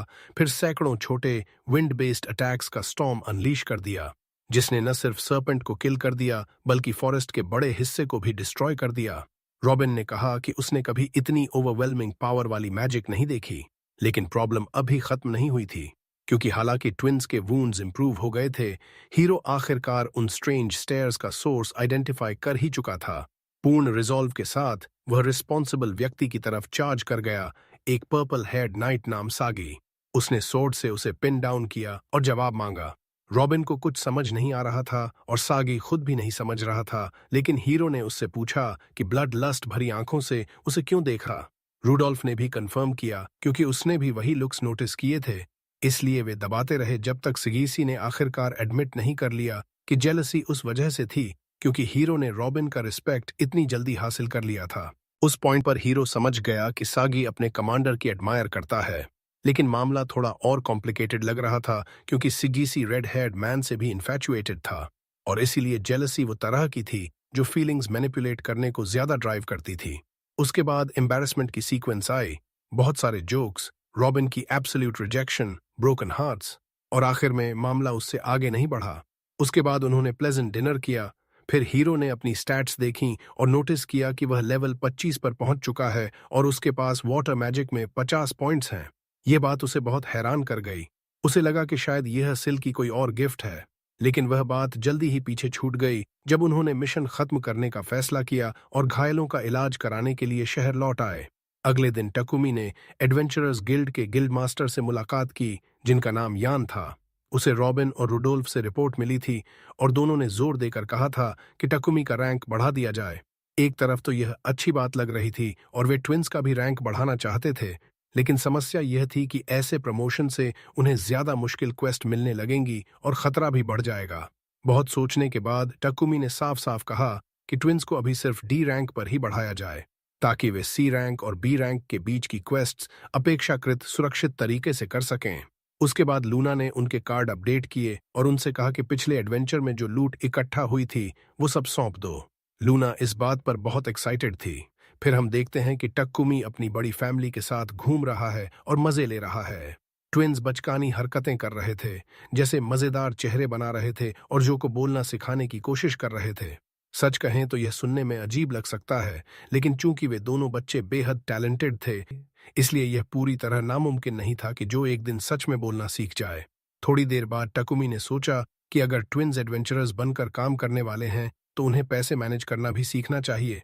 इसलिए उसने उन्हें सब कुछ समझाया जो जानना जरूरी था। कुछ उदाहरणों के बाद ट्विंस मार्केट जाने के लिए तैयार हो गए और कुछ चीजें खरीदने लगे। सभी व्यापारी उनके इंटेलिजेंस से हैरान रह गए। आखिरकार वे लाइब्रेरी पहुंच गए। टकुमी सीधा मैजिक सेक्शन में गया और वहां उसे एक बेहतरीन किताब मिली जिसकी मदद से वह वाटर एलिमेंट की अपनी एबिलिटी डेवलप करना शुरू कर सकता था। ट्विंस ने पूछा, यह किताब क्या है? और जब वह उन्हें समझाने की कोशिश कर रहा था तब एक बुजुर्ग और क्यूरियस महिला उनकी बातें सुन रही थी। उसने फैसला किया और उन्हें इलस्ट्रेटेड किताबों का एक सेट गिफ्ट कर दिया जो पढ़ना सीखने में बहुत परफेक्ट थीं। सच कहें तो टकुमी बहुत लॉन्ग टर्म सोचने लगा था और दूर की नजर से देखें तो यह एक दिन ट्विंस को स्पेस इंजीनियर्स के लेवल तक ले जा सकता था। अगले दिन उन्होंने गिल्ड की रिक्वेस्ट्स लेना जारी रखा और एक छोटी मिशन चुनी जिसमें खोए हुए बिल्ली को ढूंढना था। टकुमी ने अपने साथ फैमिलियर्स को भी समन कर लिया क्योंकि वे मिशन में मददगार साबित होंगे। कई घंटों की तलाश के बाद ट्विंस ने जिद की कि सर्च जारी रखें और आखिरकार उन्हें बिल्ली मिल गई। वह छोटी, प्यारी और बहुत तेज थी। फिर उन्होंने उसे उसके मालिक के पास लौटा दिया। इससे ट्विंस और भी ज्यादा एक्साइटेड हो गए कि और चीजें ढूंढते रहें। लेकिन लूना ने उन्हें बताया कि अब सिर्फ एक ही क्वेस्ट उपलब्ध है, पास के गांव में गॉब्लिन्स को खत्म करना, क्योंकि छोटे रिवॉर्ड की वजह से कोई भी एडवेंचरर इसे लेने को तैयार नहीं था। टकुमी ने इसे उनकी स्किल्स डेवलप करने का अच्छा मौका समझा, इसलिए तुरंत मान गया और इस तरह वे गांव पहुंच गए। जब गांव के चीफ ने उन्हें पहली बार देखा तो उन्हें शक हुआ कि ये लोग कोई काम के होंगे भी या नहीं। उसकी यह रिएक्शन समझ में आने वाली थी। सोचो, तुम्हारी फार्म पर इमरजेंसी है, हर रोज गॉब्लिन्स की टोलियां आकर सब कुछ तबाह कर रही हैं। तुम आर्मी का इंतजार कर रहे हो और अचानक तुम्हारे सामने आते हैं सिर्फ एक आदमी और 2 बच्चे। खुशकिस्मती से टकुमी समझ गया कि पहली छाप अच्छी नहीं बनी है, इसलिए उसने तुरंत अपना आइडेंटिफिकेशन कार्ड दिखाया और बताया कि वह रैंक है। उसके बाद वह आगे बढ़ा और एक बीस्ट को रिलीज कर दिया, या यूं कहें कि उसने ट्विंस को अपने फैमिलियर्स के साथ सारे दुश्मनों पर अटैक करने दिया। ट्विंस ने सच में एक स्लॉटर मचा दिया, पूरा मूवमेंट और खून खराबा, लेकिन उनकी क्यूट अपीयरेंस की वजह से सीन कुछ अजीब सा प्यारा लग रहा था। और भी हैरानी की बात यह थी कि फैमिलियर्स टेलीपैथी से बात कर सकते थे। टकुमी को धुएं की पतली लकीर दिखी और उसे पता चला कि लड़ाई में छोटी आग लग गई है। इसीलिए उसने मौके का फायदा उठाया और वाटर मैजिक किताब से जो सीखा था उसे ट्राई किया। उसने सिंपल चीज से शुरू किया, एक वाटर बॉल, लेकिन एग्जीक्यूशन परफेक्ट नहीं हुई, इसलिए उसे थोड़ी मदद की जरूरत पड़ी, भले ही उसने सीधे माना नहीं। थोड़ी देर बाद एलन और एलेनाना ने प्यार से उसे रीअश्योर किया और धीरे से उसके सिर पर थपथपाया। उसके बाद उन्होंने गांव वालों को अलविदा कहा और गिल्ड लौटकर अपना रिवॉर्ड ले लिया। उस रात ट्विंस ने टकुमी से मछलियों वाली किताब पढ़कर सुनाने को कहा और उसी पल उसे एहसास हुआ कि हालांकि ट्विंस बहुत पावरफुल हैं, लेकिन वे कभी उन जगहों की सीमा से बाहर नहीं गए थे जिन्हें वे जानते थे। जंगल, शहर और पास की कुछ जगहें बस। अगले दिन उन्होंने दुनिया भर में घूमने की यात्रा शुरू करने का फैसला किया और उनका पहला डेस्टिनेशन दक्षिण में स्थित एक कोस्टल शहर था। फिर उन्होंने उन सभी लोगों से विदाई ली जिनसे हाल के एडवेंचर्स में मुलाकात हुई थी, जैसे रॉबिन, इसाक, बेकर और लूना। लूना बहुत उदास थी और उनसे जल्दी लौट आने को कह रही थी। एक पल के लिए टकुमी को लगा कि शायद उसे पसंद करती है और उसकी वापसी का इंतजार कर रही है, और उसने सोचा कि वह शायद उसकी होमलैंड में छोड़ी हुई कोई स्वीट हार्ट जैसी है, जिससे उसका चेहरा शर्म से लाल हो गया। लेकिन असलियत यह थी कि वह जो चीज मिस कर रही थी वह दुर्लभ मटेरियल थे जो वे ढूंढ लाए थे। उसके बाद वे बेकर के पास गए, फिर दुकान में काम करने वाली लड़की से मिले और फिर सिल से, जो उनकी यात्रा के लिए बेहद एक्साइटेड लग रहा था, और कहा कि वह दूसरे टेम्पल में उनका इंतजार करेगा। लेकिन अचानक एक बदसूरत बूढ़ा आदमी ने उन्हें रोक लिया और घोषणा कर दी कि ये बच्चे उसके हैं। दुर्भाग्य से उसके शब्दों में कुछ सच्चाई थी, क्योंकि हमें पास्ट का एक फ्लैशबैक दिखाया गया। वह उन गुलाम बच्चों को कैरेज में लेकर जा रहा था। जब उसे मॉन्स्टर्स मिले तो उसने ट्विंस को जंगल में बेट के रूप में छोड़ दिया और खुद भाग गया। टकुमी ने तो कभी भी उसकी बात सुनने का इरादा नहीं रखा था, लेकिन ट्विंस का डर उसे कंफर्म कर गया कि बूढ़ा सच्चाई बोल रहा है और वह पूरी तरह से वायल इंसान है। ट्विंस को डिटेल्स बताने की जरूरत नहीं पड़ी। टकुमी समझ गया कि उस आदमी की स्वार्थी वजह से वे जंगल में अकेले छोड़ दिए गए थे, बिना किसी सुरक्षा के। और जाहिर है उस पॉइंट पर साफ हो गया कि असल में मॉन्स्टर्स को ही ट्विंस से डरना चाहिए था। लेकिन इससे यह बात नहीं बदलती कि उन्होंने एक बहुत ही टेरेबल अनुभव गुजारा था, जिसे कोई भी बच्चा कभी नहीं सहना चाहिए। इसके अलावा वह बूढ़ा आदमी बेहद घिनौना और धोखेबाज था, और यह नजरअंदाज नहीं किया जा सकता कि वह लोगों को गुलाम बना रहा था। समस्या यह थी कि इस दुनिया में गुलामी, जैसा कि ज्यादातर फैंटेसी वर्ल्ड्स में होता है, पूरी तरह नॉर्मल और सोशली एक्सेप्टेड मानी जाती थी, और इसे बाइंडिंग स्पेल्स से साबित किया जाता था, जो मास्टर और सर्वेंट के बीच का एक तरह का कॉन्ट्रैक्ट था। खुशकिस्मती से ट्विंस पर ऐसा कोई निशान नहीं था, इसलिए उस आदमी के पास अपना क्लेम साबित करने का कोई तरीका नहीं था, और टकुमी को उसकी बात सुनने या मानने की कोई मजबूरी नहीं थी। फिर भी बूढ़ा आदमी जिद करता रहा और दोहराता रहा, जिससे टकुमी इतना गुस्सा हो गया कि सोचने लगा कि उसे हमेशा के लिए सुला दे। यूं कहें, जैसे ही उसका गुस्सा बढ़ा, उसने खुद को शांत करने की कोशिश की। ठीक उसी पल रॉबिन और इसाक आ गए और उसके साथ खड़े हो गए, फिर सारी एविडेंस टेबल पर रख दी। टकुमी ही ट्विंस का असली गार्जियन था। ट्विंस पर कोई बाइंडिंग स्पेल मार्क नहीं था, और उस वायल बूढ़े आदमी के इरादे बिल्कुल साफ ईविल थे। इसलिए उसे ले जाकर गिरफ्तार कर लिया गया, अटेम्प्टेड किडनैपिंग के आरोप में, जिसकी सजा शायद उसकी जान तक ले सकती थी। उसके बाद टकुमी ने ट्विंस से कहा कि वह उनके साथ तब तक रहेगा और उनकी रक्षा करेगा जब तक वे चाहें। ट्विंस ने उसे इतनी खुशी से गले लगा लिया, और पहली बार वे सच में खुशी से भर गए, क्योंकि अब उन्हें किसी पर भरोसा करने वाला मिल गया था। एक बार यह समस्या सुलझ जाने के बाद वे आखिरकार अपनी यात्रा शुरू करने को तैयार हो गए। एक यात्रा जो बैटल्स, मॉन्स्टर्स और स्वादिष्ट खाने से भरी थी। कई दिनों बाद वे समुद्र तक पहुंच गए। एलन और एलेना खुशी से फूले नहीं समा रहे थे, जबकि टकुमी अपने मन में इस नए वर्ल्ड में बिताए समय को याद कर रहा था, और एहसास हुआ कि वह यहाँ सिर्फ 2 महीने से है। फिर भी वे 2 महीने उसकी जिंदगी के सबसे खुश महीने थे, क्योंकि हर दिन, चाहे कितना भी सिंपल लगे, जब वह ट्विंस के साथ बिताता तो एक नया एडवेंचर बन जाता था। चीजें और ज्यादा एक्साइटिंग हो जाती हैं जब वे एक युवा मरमेड से मिलते हैं जिसका नाम मोलिना है। वह उसे अचानक पहचान लेती है और पूछती है कि क्या वह वही टकुमी है जिसके बारे में अफवाहें चल रही हैं। वह कंफर्म करता है कि हाँ, वह टकुमी ही है। फिर सोचता है कि वह उसका नाम कैसे जानती है। मोलिना बताती है कि उसने वाटर के रूलर की सर्वेंट्स में से किसी से उसके बारे में सुना है। वह यह भी बताती है कि उसने ट्विंस के बारे में भी सुना है, और वह इस जगह संयोग से नहीं आई, बल्कि उन्हें ढूंढ रही थी, क्योंकि लोग उनकी स्ट्रेंथ की बातें कर रहे थे और वह उनसे मदद मांगना चाहती थी अपने गांव की समस्या के लिए। टकुमी कहता है कि वे इतने स्ट्रॉन्ग नहीं हैं, हालांकि अंदर से वह खुद इस पर पूरी तरह यकीन नहीं करता। तो मोलिना उसे मनाती है कि कम से कम गांव चलकर तो देख लो और मरमेड्स की दुनिया देख लो। और जब पूरी समस्या समझ में आ जाए तो खुद फैसला करना कि मदद कर सकते हो या नहीं। समस्या ये है कि मरमेड गांव समुद्र के नीचे है और टकुमी को तैरना नहीं आता। इसलिए मोलिना उन्हें स्पेशल ब्रेसलेट्स देती है जो बिना किसी दिक्कत के सांस लेने देते हैं। जैसे ही वे समुद्र में घुसते हैं, ट्विंस शानदार स्किल और मूवमेंट दिखाते हैं, और जब पहले समुद्री मॉन्स्टर्स से मुलाकात होती है तो वे उन्हें आसानी से हरा देते हैं।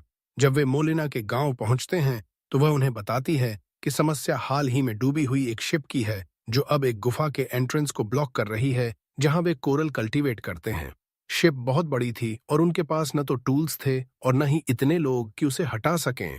इसीलिए मोलिना पूछती है कि क्या वे मदद कर सकते हैं। टकुमी शिप को देखता है और सोचता है कि वह किस अजीब स्थिति में फंस गया है, लेकिन सच में यह उसके लिए बहुत आसान है क्योंकि एक टच भर से वह शिप को अपने इन्वेंट्री में स्टोर कर सकता है। यह एबिलिटी देखकर मोलिना हैरानी से कांप उठती है। अगर उसके पैर होते तो जरूर कांप रहे होते।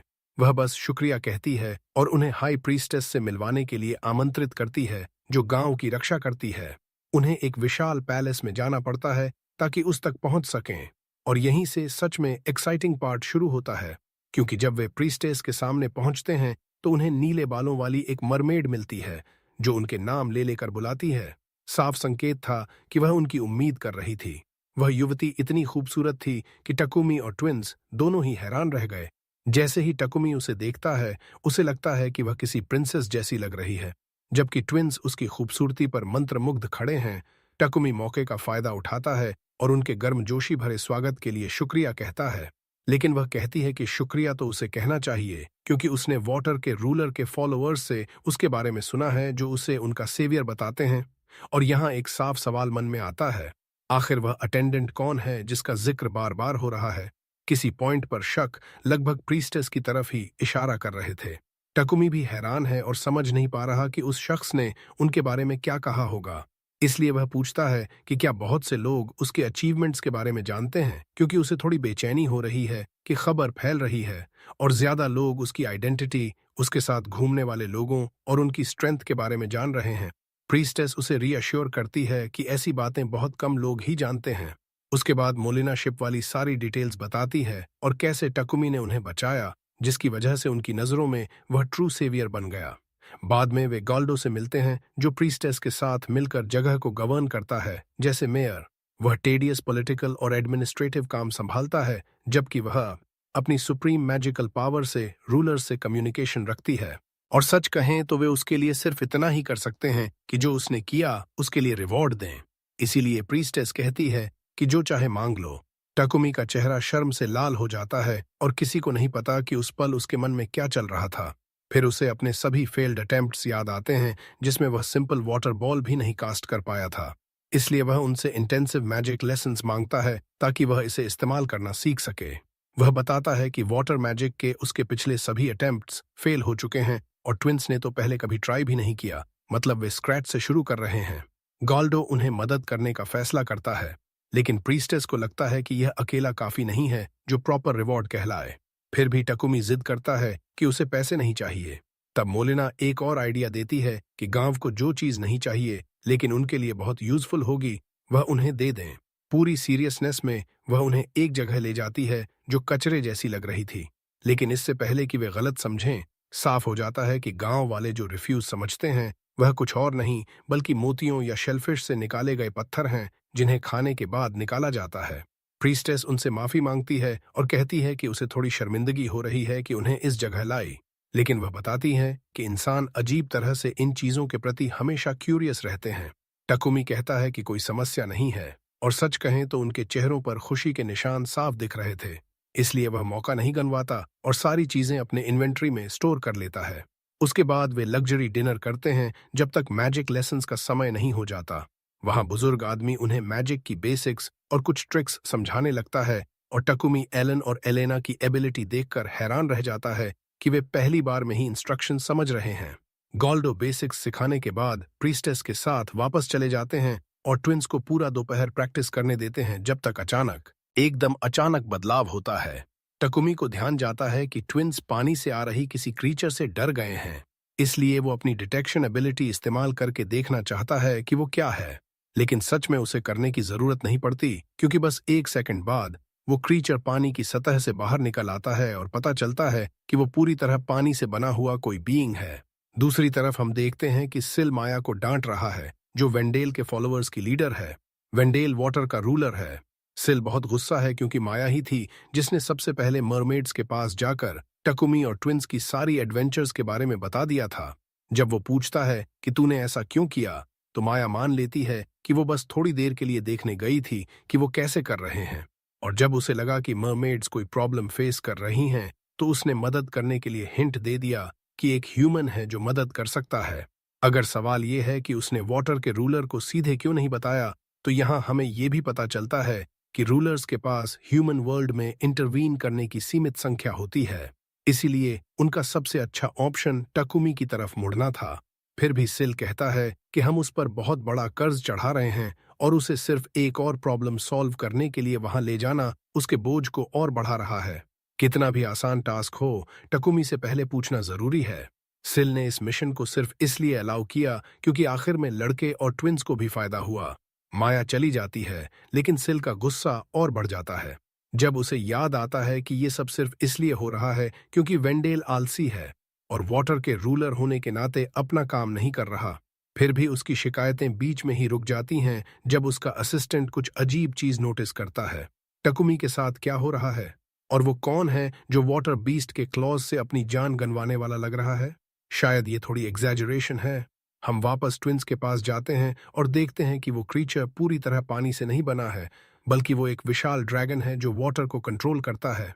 और इससे भी बुरा ये कि वो कोई ऑर्डिनरी जायंट मॉन्स्टर नहीं है, क्योंकि जब अप्रेजल होता है तो पता चलता है कि ये लेवायथन है और वाटर के रूलर का सर्वेंट है। हालांकि पहली नजर में लगता है कि ये उन पर अटैक करने वाला है, लेकिन ये बस रुक जाता है और उन्हें घूरने लगता है, जैसे उनकी एग्जिस्टेंस को एनालाइज कर रहा हो। अचानक ड्रैगन बोलता है और पूछता है, Why are the children of the ruler of water with the servant of the ruler of wind? ये शब्द टकुमी के लिए बहुत बड़ा शौक है। इसलिए वो ड्रैगन से ट्विंस के बारे में पूछता है कि ये वाटर के रूलर के चिल्ड्रन हैं। नेचुरली वो बेवकूफ नहीं है और उसी पल उसकी सस्पिशंस कंफर्म हो जाती हैं, क्योंकि लेवायथन मान लेता है कि ये दोनों सच में वाटर के रूलर के चिल्ड्रन हैं। ये भी मानता है कि जब ये पैदा हुए थे तो वो खुद इनकी प्रोटेक्शन की जिम्मेदारी संभाल रहा था और कुछ समय तक करता रहा, लेकिन ड्रैगन होने के नाते वो ह्यूमन लैंड्स में हमेशा रहकर प्रोटेक्ट नहीं कर सकता था। बात की खूबसूरत बात यह है कि फेट ने उन्हें फिर से मिला दिया और इसीलिए ये प्रपोज करता है कि वो टकुमी के साथ टेम्पररी पैक्ट बना लें। इस तरह उनके बीच बॉन्ड तो रहेगा, लेकिन मास्टर और सर्वेंट वाला रिलेशनशिप नहीं होगा, बल्कि ऐसा रिलेशनशिप होगा जिससे टकुमी जब जरूरत पड़े तो इसे बुला सके और ये खुद डिसाइड करेगा कि आएगा या नहीं। टकुमी इससे अग्री कर लेता है और अग्रीमेंट सील करने के लिए वो इसे नाम देता है काइसर। ड्रैगन ट्विंस को भी अपने साथ रहने का मौका देता है, लेकिन ट्विंस टकुमी से चिपक जाते हैं और कहते हैं कि उनके लिए वो फादर जैसा है। काइजर ये देख लेता है, डराने के लिए सॉरी कहता है, फिर उन्हें कुछ स्केल्स देता है जिनसे वो उसका लोकेशन जान सकेंगे और उसके बाद उन्हें मरमेड विलेज तक एस्कॉर्ट कर देता है। वे वहां सिर्फ फाइनल फेयरवेल करने के लिए लौटते हैं। हालांकि प्रीस्टेस और मोलिना कहती हैं कि कुछ और दिन रुक जाओ, लेकिन टकुमी उन्हें समझाता है कि उनके सामने अब भी लंबा जर्नी है। फिर भी दोनों लड़कियां मान लेती हैं और रास्ते के लिए स्वादिष्ट फूड तैयार कर देती हैं। वहां से वे सरफेस की तरफ चढ़ना शुरू करते हैं और अलग अलग तरह के एनिमीज से लड़ते हुए। और नेचुरली ये कहने की जरूरत नहीं कि आलन और एलेना ही लगभग सारा काम संभाल लेते हैं। ये सब नहीं, क्योंकि ट्विंस मॉन्स्टर के कोर्स को भी बड़ी कुशलता से शैटर कर रहे हैं, जैसे रोजमर्रा का एक्सरसाइज कर रहे हों। अचानक, जबकि वे अभी भी अंडर वाटर हैं, उन्हें एक बहुत बड़ी स्टोन स्ट्रक्चर दिखाई देती है। जगह का अपीयरेंस इतना इम्पोजिंग है कि टकुमी तुरंत सोचता है कि ये किसी डंजन या हिडन रूइन का एंट्रेंस होना चाहिए। वो सोचता है कि इसे इग्नोर करके आगे बढ़ जाएं। लेकिन यहाँ के ट्रू डिसीजन मेकर्स के दूसरे प्लान हैं, क्योंकि ट्विंस की क्यूरियोसिटी उनके साइज से कहीं ज्यादा बड़ी है और वे एडवेंचर में घुसकर सब कुछ देखने का फैसला कर लेते हैं, चाहे कितना भी खर्चा हो। धीरे धीरे वे डंजन में दाखिल होते हैं और लकीली उस समय कोई एनिमी नहीं मिलता। उल्टा वे एक जगह पहुंचते हैं जहां लाइट भरी हुई है, फ्रेश एयर है और एक टेलीपोर्टेशन डिवाइस है जो डंजन का स्टार्टिंग पॉइंट निकलता है। अपनी अप्रेजल एबिलिटी से टकुमी को पता चलता है कि ये डंजन नंबर 53 है और इसका नाम सजुनामी है। ये मीडियम लेवल डंजन है जिसमें 13 फ्लोर्स हैं। और यहाँ वहाँ कई टेलीपोर्टेशन डिवाइसेस बिखरे हुए हैं ताकि अगर सडन डेंजर आए तो कोई भी एस्केप कर सके। टकुमी खास तौर पर इस जगह में घुसने को उत्सुक नहीं था, लेकिन फिर भी उसने ट्विंस से पूछा कि वे क्या करना चाहते हैं। वो सोच रहा था कि इतनी लंबी स्विम के बाद वे थक गए होंगे, फिर भी नई अंडर वाटर डंजन को एक्सप्लोर करने की उनकी इच्छा जीत जाती है। और उन डिलिशियस फूड को खाने के बाद जो दो लड़कियों ने उनके लिए तैयार करके बॉक्स में पैक कर दिया था, वे पहली फ्लोर से आगे बढ़ना शुरू करते हैं। वहां उन्हें कुछ पॉइजन फ्रॉग्स मिलते हैं, तो ट्विंस वाटर मैजिक प्रैक्टिस करने का मौका ले लेते हैं। सरप्राइज ये थी कि पहली बार वे इतने ओवरवेलमिंगली एक्स्ट्रॉर्डिनरी नहीं लग रहे थे, बल्कि टारगेट को हिट करने में थोड़ी डिफिकल्टी हुई। और जब मैं डिफिकल्टी कह रहा हूं तो मतलब ये कि पहली अटेम्प्ट में नहीं मारा, दूसरी अटेम्प्ट में मारा। फिर भी ये साफ है कि ये दोनों बच्चे इस दुनिया के सबसे ताकतवर बीइंग्स के लिए भी आसान ओपोनेंट नहीं थे। दूसरी फ्लोर पर उन्हें एक सीक्रेट डोर मिली जो ट्रेजर रूम की तरफ ले गई। साथ में सबसे अजीब ट्रेजर्स थे जिनकी कल्पना भी नहीं की जा सकती, जैसे एक चेस्ट श्रिम्प से भरा हुआ और दूसरा ड्राइड फिश से भरा हुआ। और मैं कौन हूं जो ये जज करूं? हालांकि कई लोगों को ये ट्रेजर्स न लगें, लेकिन टकुमी जल्दी ही अपनी शॉपिंग लिस्ट बनाने लगा, सोचते हुए कि बाद में ट्विंस के लिए कितना डिलिशियस फूड बनाएगा। उन्हें एक हिडन पैसेज मिला जो 6th फ्लोर पर ले जाता था, लेकिन क्योंकि शाम हो चुकी थी उन्होंने उसे अगले दिन के लिए छोड़ दिया। टकुमी ने एक ग्रेट फीस्ट तैयार की और ट्विंस खाते खाते पूरी तरह भर गए, फिर पेट भरकर सो गए। अगले दिन वे 6th फ्लोर की तरफ अपनी जर्नी जारी रखते हैं। आगे बढ़ते हुए उन्हें और मॉन्स्टर्स मिलते हैं, और जब टकुमी को ध्यान जाता है कि ट्विंस अपनी मैजिक इस्तेमाल करने में अब कंफर्टेबल हो रहे हैं, तो वो उनकी स्टैट्स देखने का फैसला करता है, सिर्फ ये जानने के लिए कि वे लेवल 25 पहुंच चुके हैं। मतलब अब वो उससे सिर्फ 2 लेवल्स पीछे रह गए हैं। अब तक हम जानते थे कि टकुमी में फियर्स कम्पेटिटिव स्पिरिट है, लेकिन उसकी भी सीमा होती है। इसलिए वो फैसला करता है कि अब उसे खुद और स्ट्रॉन्गर बनना होगा, क्योंकि चाहे ट्विंस फेट से कितने भी ब्लेस्ड हों या ना हों, ये आइडिया कि 2 5-year-old बच्चे उससे स्ट्रॉन्गर हैं, उसे बहुत इरिटेटिंग लगता है। उसके बाद वे आगे बढ़ते हैं और 10th फ्लोर तक पहुंचते हैं, जहां उन्हें एक मैसिव डोर मिलती है जो बॉस रूम की तरफ ले जाती लग रही थी। लेकिन जब वे अंदर जाते हैं तो कुछ नहीं मिलता सिवाय लो लेवल छोटी छोटी फिश की बड़ी संख्या के, और वे उन्हें आसानी से डिफीट कर देते हैं। फिर भी ये वेस्ट नहीं गया, क्योंकि उन्हें एक ट्रेजर चेस्ट मिला जिसमें एक ब्रेसलेट था जो उनके पास पहले से मौजूद वाले ब्रेसलेट्स जैसा था, और साफ था कि अगर बाद में वापस आकर अपने किसी फेमिलियर को साथ लाना चाहें तो ये बहुत मदद करेगा। ट्विंस ने कहा कि आगे बढ़ें, लेकिन उन्हें इस फ्लोर के टेलीपोर्टेशन डिवाइस का फायदा उठाना था। इसलिए वे डंजन के शुरू में वापस लौटे, फिर सरफेस की तरफ अपना रास्ता जारी रखा, कोस्टल सिटी को थोड़ा एक्सप्लोर किया, डिलिशियस फूड खाया, नए लोगों से मिले, जब तक वे ब्लैकस्मिथ शॉप पहुंचे, जहां टकुमी ने लेवायथन स्केल्स और दूसरे स्ट्रेंज मटेरियल्स दे दिए ताकि पर्सनल ऑर्नामेंट्स और टूल्स फॉर्ज किए जा सकें जो बाद में काम आ सकें। वे शोर पर एक छोटे चर्च से भी गुजरे और टकुमी ने मौका उठाकर सिल से थोड़ी देर बात की। उसने फ्रैंकनेस से कहा कि अब उसे पता चल गया है कि ट्विंस वाटर के रूलर के चिल्ड्रन हैं। वो इस बात से अपसेट नहीं था कि सिल ने उसे छुपाया, लेकिन वो क्यूरियस था कि ट्विंस का फादर कहाँ है और क्यों उसने उन्हें डेंजर अकेले फेस करने के लिए छोड़ दिया। ये सवाल सिल में बहुत टेंशन पैदा कर देता है। उसे शांत होने में एक मोमेंट लगता है, फिर वो कंफर्म करता है कि हाँ, उसे जवाब पता है, लेकिन सारी डिटेल्स नहीं बता सकता क्योंकि वो अभी भी रूलर है और ऐसी बातें करने से वो सीरियस ट्रबल में पड़ सकता है। टकुमी उसके साइलेंस की वजह समझ जाता है, और सिल की रिएक्शन से साथ ही इस बात से कि ट्विंस को अकेला छोड़ दिया गया था, वो निष्कर्ष निकालता है कि वाटर का रूलर बहुत शैलो इंसान लगता है जो उनके साथ जो हुआ उसकी परवाह ही नहीं करता। उसी समय हालांकि एक बात उसे रीअश्योर करती है कि अब उसे ये नहीं लगता कि ये फादर अचानक आएगा और उन्हें उससे छीनने की कोशिश करेगा, क्योंकि वो मूड हल्का करना चाहता था। सिल उसे कंग्रेचुलेट करता है और अनाउंस करता है कि अब वो ऑफिशियली रिटेनर बन गया है। ये रैंक तब दी जाती है जब कोई रूलर किसी को ऑफिशियल ड्यूटी असाइन करता है जिसकी रिस्पॉन्सिबिलिटी वो खुद लेता है। मतलब अब तक जो सिंपल चीजें वो कर रहा था वो ट्रू मिशन नहीं गिनी गई, जबकि अब उसकी ऑफिशियल ड्यूटी ये हो गई है कि रूलर के रिप्रेजेंटेटिव्स में से एक बनकर ट्विंस को रेज और एजुकेट करे। दूसरे शब्दों में उसका प्राइमरी जॉब अच्छा फादर बनना है, जो सच में वो पहले से कर ही रहा था। इसके अलावा ये ड्यूटी वाइंड से कनेक्टेड नहीं थी, जैसा कि आप कल्पना कर सकते हैं। इसका मतलब ये हुआ कि टकुमी अब दूसरे रूलर से भी प्रोटेक्टेड है, भले ही वो अभी भी ऑफिशियली सिल का रिटेनर ही था। जब टकुमी ने पूछा कि रिटेनर बने रहने के लिए उसे क्या करना होगा, तो रूलर ने समझाया कि ज्यादा कुछ नहीं, बस ट्विंस की देखभाल वैसे ही जारी रखनी है जैसा अब तक कर रहा है। और अगर ये काफी नहीं, तो रूलर ऑफ फायर सलामांटियल ने भी उसकी सारी अचीवमेंट्स की स्टोरीज सुन ली थीं और उसे कुछ छोटे गिफ्ट्स भेजने का फैसला किया। कारण ये था कि जो जापानीज रेसिपीज उसने दूसरों के साथ शेयर किए थे, उन्होंने इस दुनिया में क्विजीन को अनप्रेसिडेंटेड स्पीड से डेवलप कर दिया था और ये फायर के रूलर के डोमेन में आता था। इसीलिए ग्रैटिट्यूड के तौर पर उसने उसे फायर मैजिक की एबिलिटीज ग्रांट की और प्रॉमिस भी किया कि वो उसे एक नया मैजिकल बीस्ट के साथ कॉन्ट्रैक्ट ला कर देगा।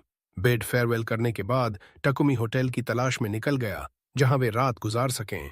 इधर सिल बहुत बिविल्डर्ड था क्योंकि नेचुरली उसे एग्जैक्ट पता था कि आलन और एलेना का ट्रू फादर कहाँ है।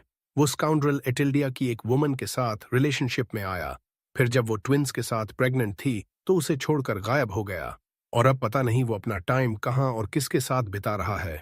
टू बी ऑनेस्ट, ये रूलर्स की दुनिया में कोई सीक्रेट नहीं था और वो बिना ट्रबल में पड़े बता भी सकता था, लेकिन उसे लगा कि जो फादर एक्चुअली ट्विंस की रिस्पॉन्सिबिलिटी ले रहा है, उसके सामने ट्रू फादर की बात बताना प्रॉपर नहीं होगा, जबकि असली फादर अपनी लाइफ जैसे चाहे वैसी बिता रहा है। उसी मोमेंट रूलर ऑफ फायर प्रकट होता है जिसने सब कुछ सुन लिया था। फिर भी वो बस सिल को बताता है कि वो बीस्ट के बारे में कितना एक्साइटेड है जो उसने टकुमी को भेजा है। ये बात सिल को थोड़ा वरीड कर देती है क्योंकि सैलामांटियल अपनी इंथुजियाज्म ज्यादा बढ़ने पर एग्जैजरेट करने के लिए जाना जाता था। उसका प्रूफ जल्दी ही सामने आ जाता है क्योंकि अगले दिन जबकि टकुमी और ट्विंस शोर पर खेल रहे थे, उन्हें एक ह्यूज फायर लायन मिला जो नॉर्मल साइज से 2 गुना बड़ा था और साफ था कि ये उनका नया बीस्ट है। टकुमी ने उसे नाम दे दिया विक्टर और सरप्राइज ये थी कि चिबी फॉर्म में भी वो स्काउंड्रल इनॉर्मस ही रह गया। फिर भी वो स्काउंड्रल इनक्रेडिबली अडोरेबल भी था, इसीलिए वे उसके साथ थोड़ी देर खेलते हैं। तब तक विक्टर इधर उधर भटकता है और वापस आता है तो एक वुमन्स लेग लेकर आता है। उस मोमेंट टकुमी एब्सोल्यूट पैनिक में चला जाता है, कन्विंस्ड कि अब उसे कॉप्स हाइड करनी पड़ेगी, लेकिन पता चलता है कि वो वुमन अभी भी अलाइव है, बस डीप स्लीप में संक हुई हुई है। जब वो उसकी स्टैट्स एग्जामिन करता है तो पता चलता है कि उसका नाम विवियानी है और वो इमेंसली पावरफुल वैम्पायर डीमन है, लेवल 54।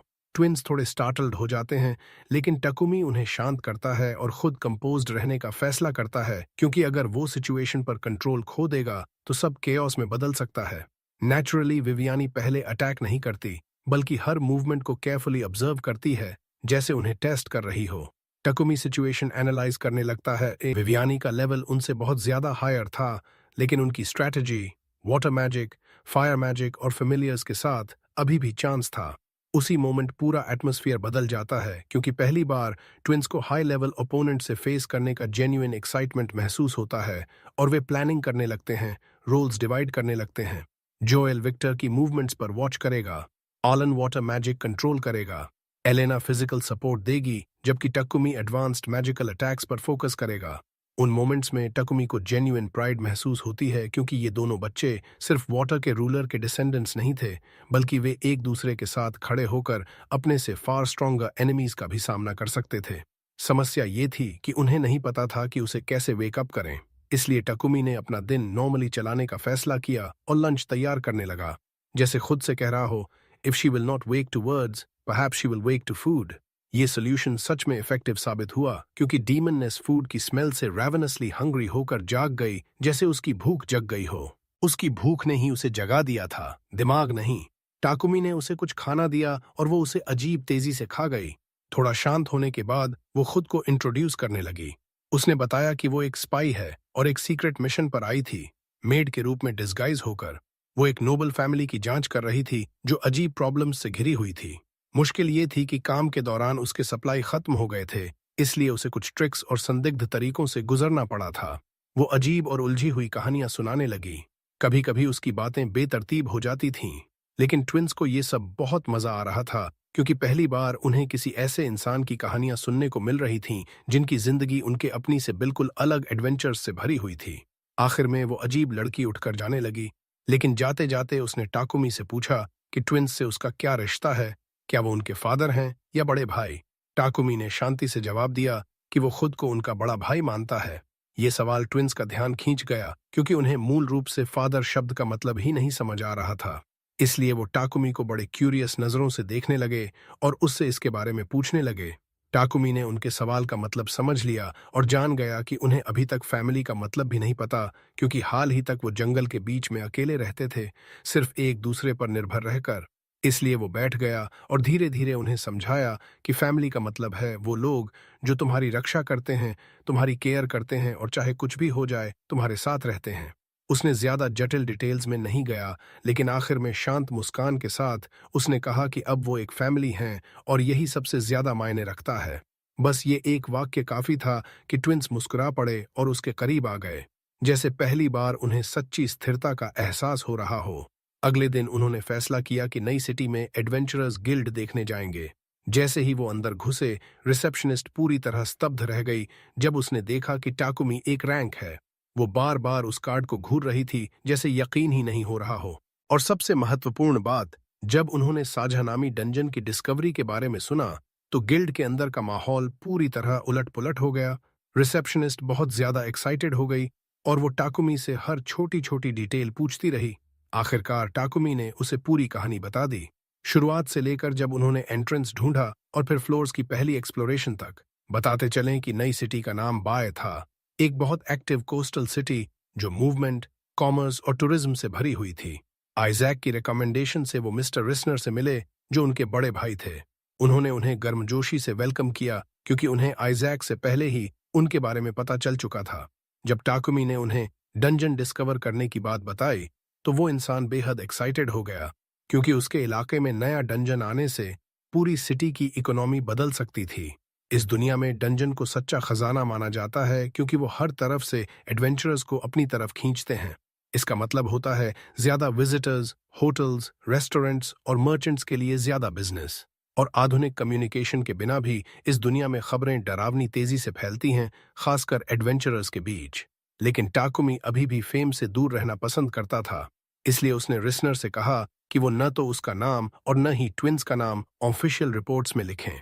रिस्नर ने उसकी इच्छा का सम्मान करते हुए हामी भर दी, लेकिन बताया कि जो रिपोर्ट्स आखिरकार किंग तक पहुंचेंगी उनमें पूरी डिटेल्स हो सकती हैं, क्योंकि वो एडमिनिस्ट्रेटिव प्रोसीजर था जिसे करना जरूरी था। मामला थोड़ा शांत हो गया जब रिस्नर ने उन्हें अपने घर पर लंच के लिए इनवाइट किया।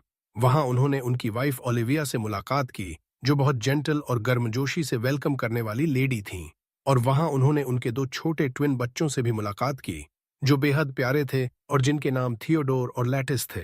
जैसा उम्मीद थी, टाकुमी के ट्विन्स बहुत खुश हो गए, क्योंकि ये पहली बार था जब उन्हें अपनी उम्र के बच्चों से मिलने और नेचुरल तरीके से इंटरैक्ट करने का मौका मिला। शुरू में हालांकि वो बहुत शर्मीले थे, इतना कि वो टाकुमी के पीछे छिप गए और सावधानी से उनकी तरफ झांक रहे थे। उनका लुक इतना इनोसेंट था कि कोई भी कल्पना नहीं कर सकता था कि इन दो बच्चों के पास ऐसी पावर है जो किसी प्रोफेशनल एडवेंचरर को भी डरा सकती है। टाकुमी ने धीरे से आगे बढ़कर बताया कि ट्विन्स किसी से पहली बार मिलने पर नर्वस हो जाते हैं। थियोडोर और लैटिस ने स्थिति समझी और उन्होंने उनसे धीरे धीरे और बिना किसी प्रेशर के बात करना शुरू कर दिया।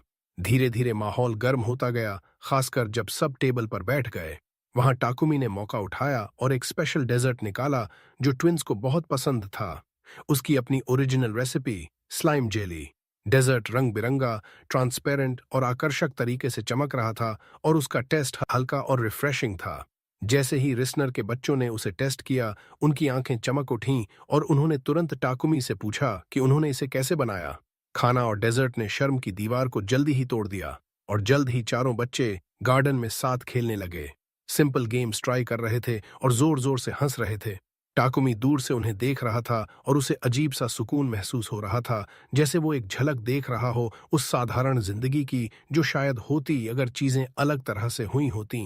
खेलते खेलते ट्विन्स धीरे धीरे अपना दिल खोलने लगे और पहली बार अपनी उम्र के बच्चों से इंटरैक्ट करने की कोशिश कर रहे थे। और इससे उन्हें सिंपल लेकिन बहुत जरूरी चीजें सीखने को मिली, जैसे शेयरिंग, कोऑपरेटिंग और बिना डर या सावधानी के हंसना। टाकुमी उस सीन को देखकर चुपचाप मुस्कुरा रहा था। उसे लग रहा था कि जितनी थकान और खतरे वो झेल चुका था, वो इस पल के लिए काबिल थे। ट्विन्स को नॉर्मल लाइफ जीते देखना, भले ही सिर्फ थोड़ी देर के लिए। ये बात नोबलमैन को बहुत हैरान कर गई, क्योंकि हालांकि स्लाइम मटेरियल पॉइजनस नहीं था, लेकिन इस दुनिया में किसी ने कभी इसे कैंडी बनाने के बारे में नहीं सोचा था। रिस्नर ने इसे स्किल्ड मर्चेंट की नजर से देखा। आइडिया तुरंत समझ लिया और फैसला कर लिया कि वो रेसिपी को बहुत रिस्पेक्टेबल अमाउंट में खरीद लेंगे। न सिर्फ वो, बल्कि उन्होंने सर्वेंट्स को एक डेडिकेटेड जगह तैयार करने का ऑर्डर भी दे दिया और सीरियसली स्लाइम फार्म प्रोजेक्ट के बारे में सोचने लगे। कुछ ऐसा जैसे पोल्ट्री फार्म, लेकिन अंडों की जगह जेली। सच कहें तो वो इंसान ऐसा लग रहा था कि अगर चाहे तो पूरा मार्केट अपने कब्जे में ले सकता है, लेकिन वो चीजें शांति से आगे बढ़ाना पसंद करता था। खैर, रिस्नर ने उन्हें अपने मैनर में एक रूम ऑफर किया पूरे स्टे के दौरान और टाकुमी से परमिशन भी मांगी कि उसके अपने बच्चे ट्विंस के साथ खेल सकें। नेचुरली टाकुमी ने बिना हिचकिचाहट के हामी भर दी। आने वाले दिन बहुत खूबसूरत थे, खेल, हंसी और 4 बच्चों की देखभाल से भरे हुए। वे साथ में सिटी घूमते, शॉप्स में जाते, नई फूड्स टेस्ट करते और ओपन स्क्वायर्स में खेलते। दूर से कोई भी उन्हें देखकर कभी कल्पना नहीं कर सकता था कि ये बच्चे प्रोफेशनल एडवेंचरर्स से भी ज्यादा स्ट्रांग हो सकते हैं। लेकिन वो शांतिपूर्ण माहौल थोड़ा बदल गया जब रिस्नर ने उन्हें सिटी के सबसे महत्वपूर्ण मर्चेंट्स में से एक से इंट्रोड्यूस करने का फैसला किया। जैसे ही टाकुमी ने उसे देखा, उसने उसके कपड़ों पर एक फेमिलियर एम्ब्लम नोटिस किया। शुरू में उसने ज्यादा ध्यान नहीं दिया, लेकिन कुछ पलों बाद उसे याद आया कि ये वही सिंबल था जो उस शिप पर देखा था जो मरमेड विलेज के पास डूब गया था। इसलिए टाकुमी ने सावधानी से उससे इसके बारे में पूछा, बिना मरमेड्स का जिक्र किए। मर्चेंट ने कंफर्म किया कि हाँ, उसकी एक शिप समुद्र में हाल ही में डूब गई थी। सौभाग्य से क्रू के सभी सदस्य बच गए थे, लेकिन लॉस बहुत बड़ा था और कंपनी को सीरियस लीगल ट्रबल में डालने वाला था। टाकुमी, जो हमेशा खुद पर अटेंशन खींचने से बचता था, खुद को फिर से एक ऑकवर्ड स्थिति में पाया। थोड़ी हिचकिचाहट और शर्मिंदगी के बाद उसने चुपचाप मर्चेंट को बताया कि वो ही था जिसने शिप को वापस लाया था। वो इंसान वहीं फ्रीज हो गया क्योंकि शिप बहुत दूर तट से डूबा था, ऐसी जगह जहां आसानी से कोई नहीं पहुंच सकता था। फिर भी टाकुमी ने इसे ऐसे बताया जैसे कोई बहुत साधारण बात हो। बिना ज्यादा प्रिम्बल के टाकुमी ने उसे बताया कि वो शिप को सब कुछ समेत वापस कर सकता है और उसे नहीं पता कि कार्गो अभी भी यूजेबल है या नहीं। तो मर्चेंट को खुद फैसला करना होगा कि वो अच्छी कंडीशन में है या नहीं। उस पॉइंट पर मर्चेंट की आंखें लगभग डरावने तरीके से चमक उठीं, इतना कि रिस्नर ने खुद हैरानी से पूछ लिया, इस सब के बदले में तुम क्या मांगोगे? टाकुमी घबरा गया क्योंकि उसने कभी कुछ मांगने का इरादा ही नहीं रखा था। लेकिन नोबल्स और मर्चेंट्स की दुनिया में लोग अलग सोचते थे और ऐसा लगता नहीं था कि कोई इतनी बड़ी चीज बिना कंपेंसेशन के दे दे। फिर भी टाकुमी ने शिप बिना कुछ मांगे वापस कर दी। मर्चेंट ने उसे गर्मजोशी से थैंक किया और बताया कि शिप के अंदर एक बेहद रेयर फेयरी जेम था जिसे वो पूरी तरह रिकवर करने की उम्मीद छोड़ चुका था। लेकिन शिप के वापस आने से वो अपने सारे लॉसेस रिकवर कर पाया। ये स्थिति ट्विंस को कंफ्यूज कर गई क्योंकि उन्हें समझ नहीं आ रहा था कि कोई चीज मालिक को बिना पेमेंट मांगे क्यों लौटा दे।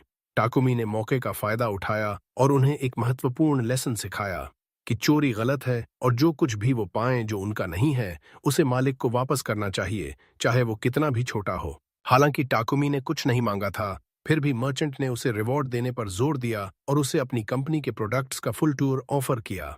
उस टूर में बहुत रेयर आइटम्स थे, जिनमें सबसे महत्वपूर्ण कॉफी था, जो कैफीन लव करने वालों के लिए सच्चा खजाना थी। उसने उसे लग्जरी स्पाइसेस का कलेक्शन भी दिया, जिस पॉइंट पर टाकुमी ने घोषणा कर दी कि वो खुद डिनर तैयार करेगा और मेन डिश करी होगी। नतीजा नेचुरली वैसा ही था जैसा उम्मीद था। मैनर में हर कोई खाने के टेस्ट से पूरी तरह शॉक हो गया, यहाँ तक कि शेफ खुद लगभग घुटनों के बल टाकुमी के सामने गिर पड़ा और उससे अप्रेंटिस बनने की भीख मांगने लगा। टाकुमी हंसा और बोला कि वो एक एडवेंचरर है, शेफ नहीं, और जो कुछ वो जानता है वो सिर्फ अपनी होमलैंड की कुछ रेसिपीज हैं। नए बेकर के साथ भी यही हुआ, जो उन अजीब रेसिपीज से स्तब्ध था और उन्हें यूज करने के लिए कुछ भी करने को तैयार था। कुछ समय बाद टाकुमी को थोड़ा गिल्ट फील होने लगा कि वो अपने फैमिलियर्स को इतनी देर अकेला छोड़ दिया है, इसलिए उसने दोपहर में उन्हें वॉक पर ले जाने का फैसला किया। लेकिन वो शांतिपूर्ण सैर जल्द ही उलट पुलट हो गई जब उसे कुछ ठगों का ग्रुप मिला जो उसे मारने, बच्चों को किडनैप करने और ब्लैक मार्केट में बेचने का इरादा रखते थे। नेचुरली बैटल शुरू होते ही तय हो गई थी। ठगों को तेजी से हरा दिया गया। टाकुमी वहां नहीं रुका, बल्कि उनकी हाइडआउट तक ट्रैक किया, बाकी गैंग को भी मिटा दिया, किडनैप की गई महिलाओं को फ्री किया और वो सारा पैसा ले लिया जो वो छिपा कर रखे थे। उसके बाद उन्होंने ब्लैकस्मिथ से ऑर्डर किए गए पेंडेंट्स और इक्विपमेंट कलेक्ट किए, क्योंकि उन्हें डंजन के बाकी हिस्से एक्सप्लोर करने के लिए जरूरत थी। ये काम पूरा होने के बाद और मरमेड्स से अपने फैमिलियर्स के लिए नए ब्रेसलेट्स रिक्वेस्ट करने के बाद वो उस जगह वापस लौटे जहां से ज्यादा फ्लोर्स ओपन करना शुरू किया। नेचुरली इससे नए और लगातार बैटल्स में खींच लिया गया और सवाल ये था कि क्या वो हार सकते हैं। ऐसा कुछ नहीं, उल्टा वो पूरी आसानी से आगे बढ़े और जब ट्रैप में फंसे भी तो सिर्फ मामूली मुश्किल से निकल आए, जैसे फेट खुद उनका साथ दे रही हो। जब आखिरकार वो बॉस चैम्बर पहुंचे तो पता चला कि बॉस कोई और नहीं बल्कि एक छोटा क्राकेन था, और अगर ये छोटा था तो बड़ा वाला कैसा होगा। खैर, उन्हें उस मॉन्स्टर का सामना करना पड़ा जिसकी टेंटिकल्स लगभग हर अटैक के बाद रिजेनरेट हो जाती थीं, जिससे लगता था कि ये दुश्मन कभी हार नहीं सकता। लेकिन पता चला कि इसकी एक वीकनेस थी, इसे overwhelming number of consecutive attacks से अटैक करना पड़ता था ताकि उसे लिम्ब्स रिजेनरेट करने का चांस ही न मिले। और ठीक यही उन्होंने किया। टीम के हर मेंबर ने अपनी पूरी स्ट्रेंथ फाइनल असॉल्ट में झोंक दी और उन्होंने अपने अलग अलग एलिमेंट्स को भी साथ में कंबाइन किया। इस तरह उन्होंने बॉस को डिफीट कर दिया और ट्रेजर क्लेम किया, जो एक बहुत पावरफुल स्वॉर्ड था जो फायर मैजिक से चार्ज्ड था। कुछ समय बाद जब वो रिस्नर मैनर वापस लौटे तो एलन और एलेना अपने नए दोस्तों को अपनी लेटेस्ट एडवेंचर की हर डिटेल बता रहे थे। अजीब बात यह कि वहां उन्हें रॉबिन और आइजैक मिल गए। दोनों उन्हें कैपिटल ले जाने आए थे ताकि किंग से मुलाकात हो सके। हाँ, अपनी अननोटिस्ड रहने की सारी कोशिशों के बावजूद टाकुमी अब भी स्टोरी का हीरो था और उसने अपने अचीवमेंट्स की वजह से अपना नाम पैलेस के हॉल्स तक पहुंचा दिया था। शुरू में उसे किंग ऑफ गार्डिया से मिलने का आइडिया ज्यादा पसंद नहीं आया, क्योंकि उसे पता था कि इतनी पावर वाले किसी से डील करना अतिरिक्त ट्रबल ला सकता है, लेकिन साथ ही वो इनकार भी नहीं कर सकता था। ट्विंस से कंफर्म करने के बाद कि उन्हें कोई प्रॉब्लम नहीं है, वो मान गया। इसलिए एलन और एलेना ने बले में अपने आखिरी दिन नए दोस्तों के साथ एंजॉय किए। उसी समय टाकुमी ने रॉबिन, आइजैक और रिस्नर के साथ बातचीत के दौरान एक बहुत इमोशनल मोमेंट गुजारा, जब उन्होंने उसे बताया कि हालांकि ब्लड से रिलेटेड नहीं है, लेकिन ट्विंस के साथ उसने जो फैमिली बनाई है वो उन्होंने कभी देखी सबसे खूबसूरत फैमिलीज में से एक है। धीरे धीरे टाकुमी पिछले महीनों में एलन और एलेना के साथ जो कुछ भी गुजरा था वो सब याद करने लगा और उसकी आंखों से आंसू बहने लगे, जब उसे एहसास हुआ कि जैसे उसने उनकी रक्षा की और शायद उन्हें एक डरावने फेट से बचाया, वैसे ही उन्होंने भी उसकी जिंदगी पूरी तरह बदल दी है। अगले दिन आखिरकार कैपिटल जाने का समय आ गया। हालांकि ट्विंस ने शुरू में जोर दिया कि वो पीछे रह जाएं ताकि नए दोस्तों से अलग न होना पड़े, लेकिन उन्हें समझ आ गया कि अल्टरनेटिव का मतलब टाकुमी से अलग होना होगा और वो कभी नहीं होने देंगे। इसलिए उनकी कैपिटल की यात्रा शुरू हो गई, जहां नई चुनौतियां उनका इंतजार कर रही थीं और उनसे भी बड़ी चीजें। यह कहानी के एडवेंचर्स का अंत है।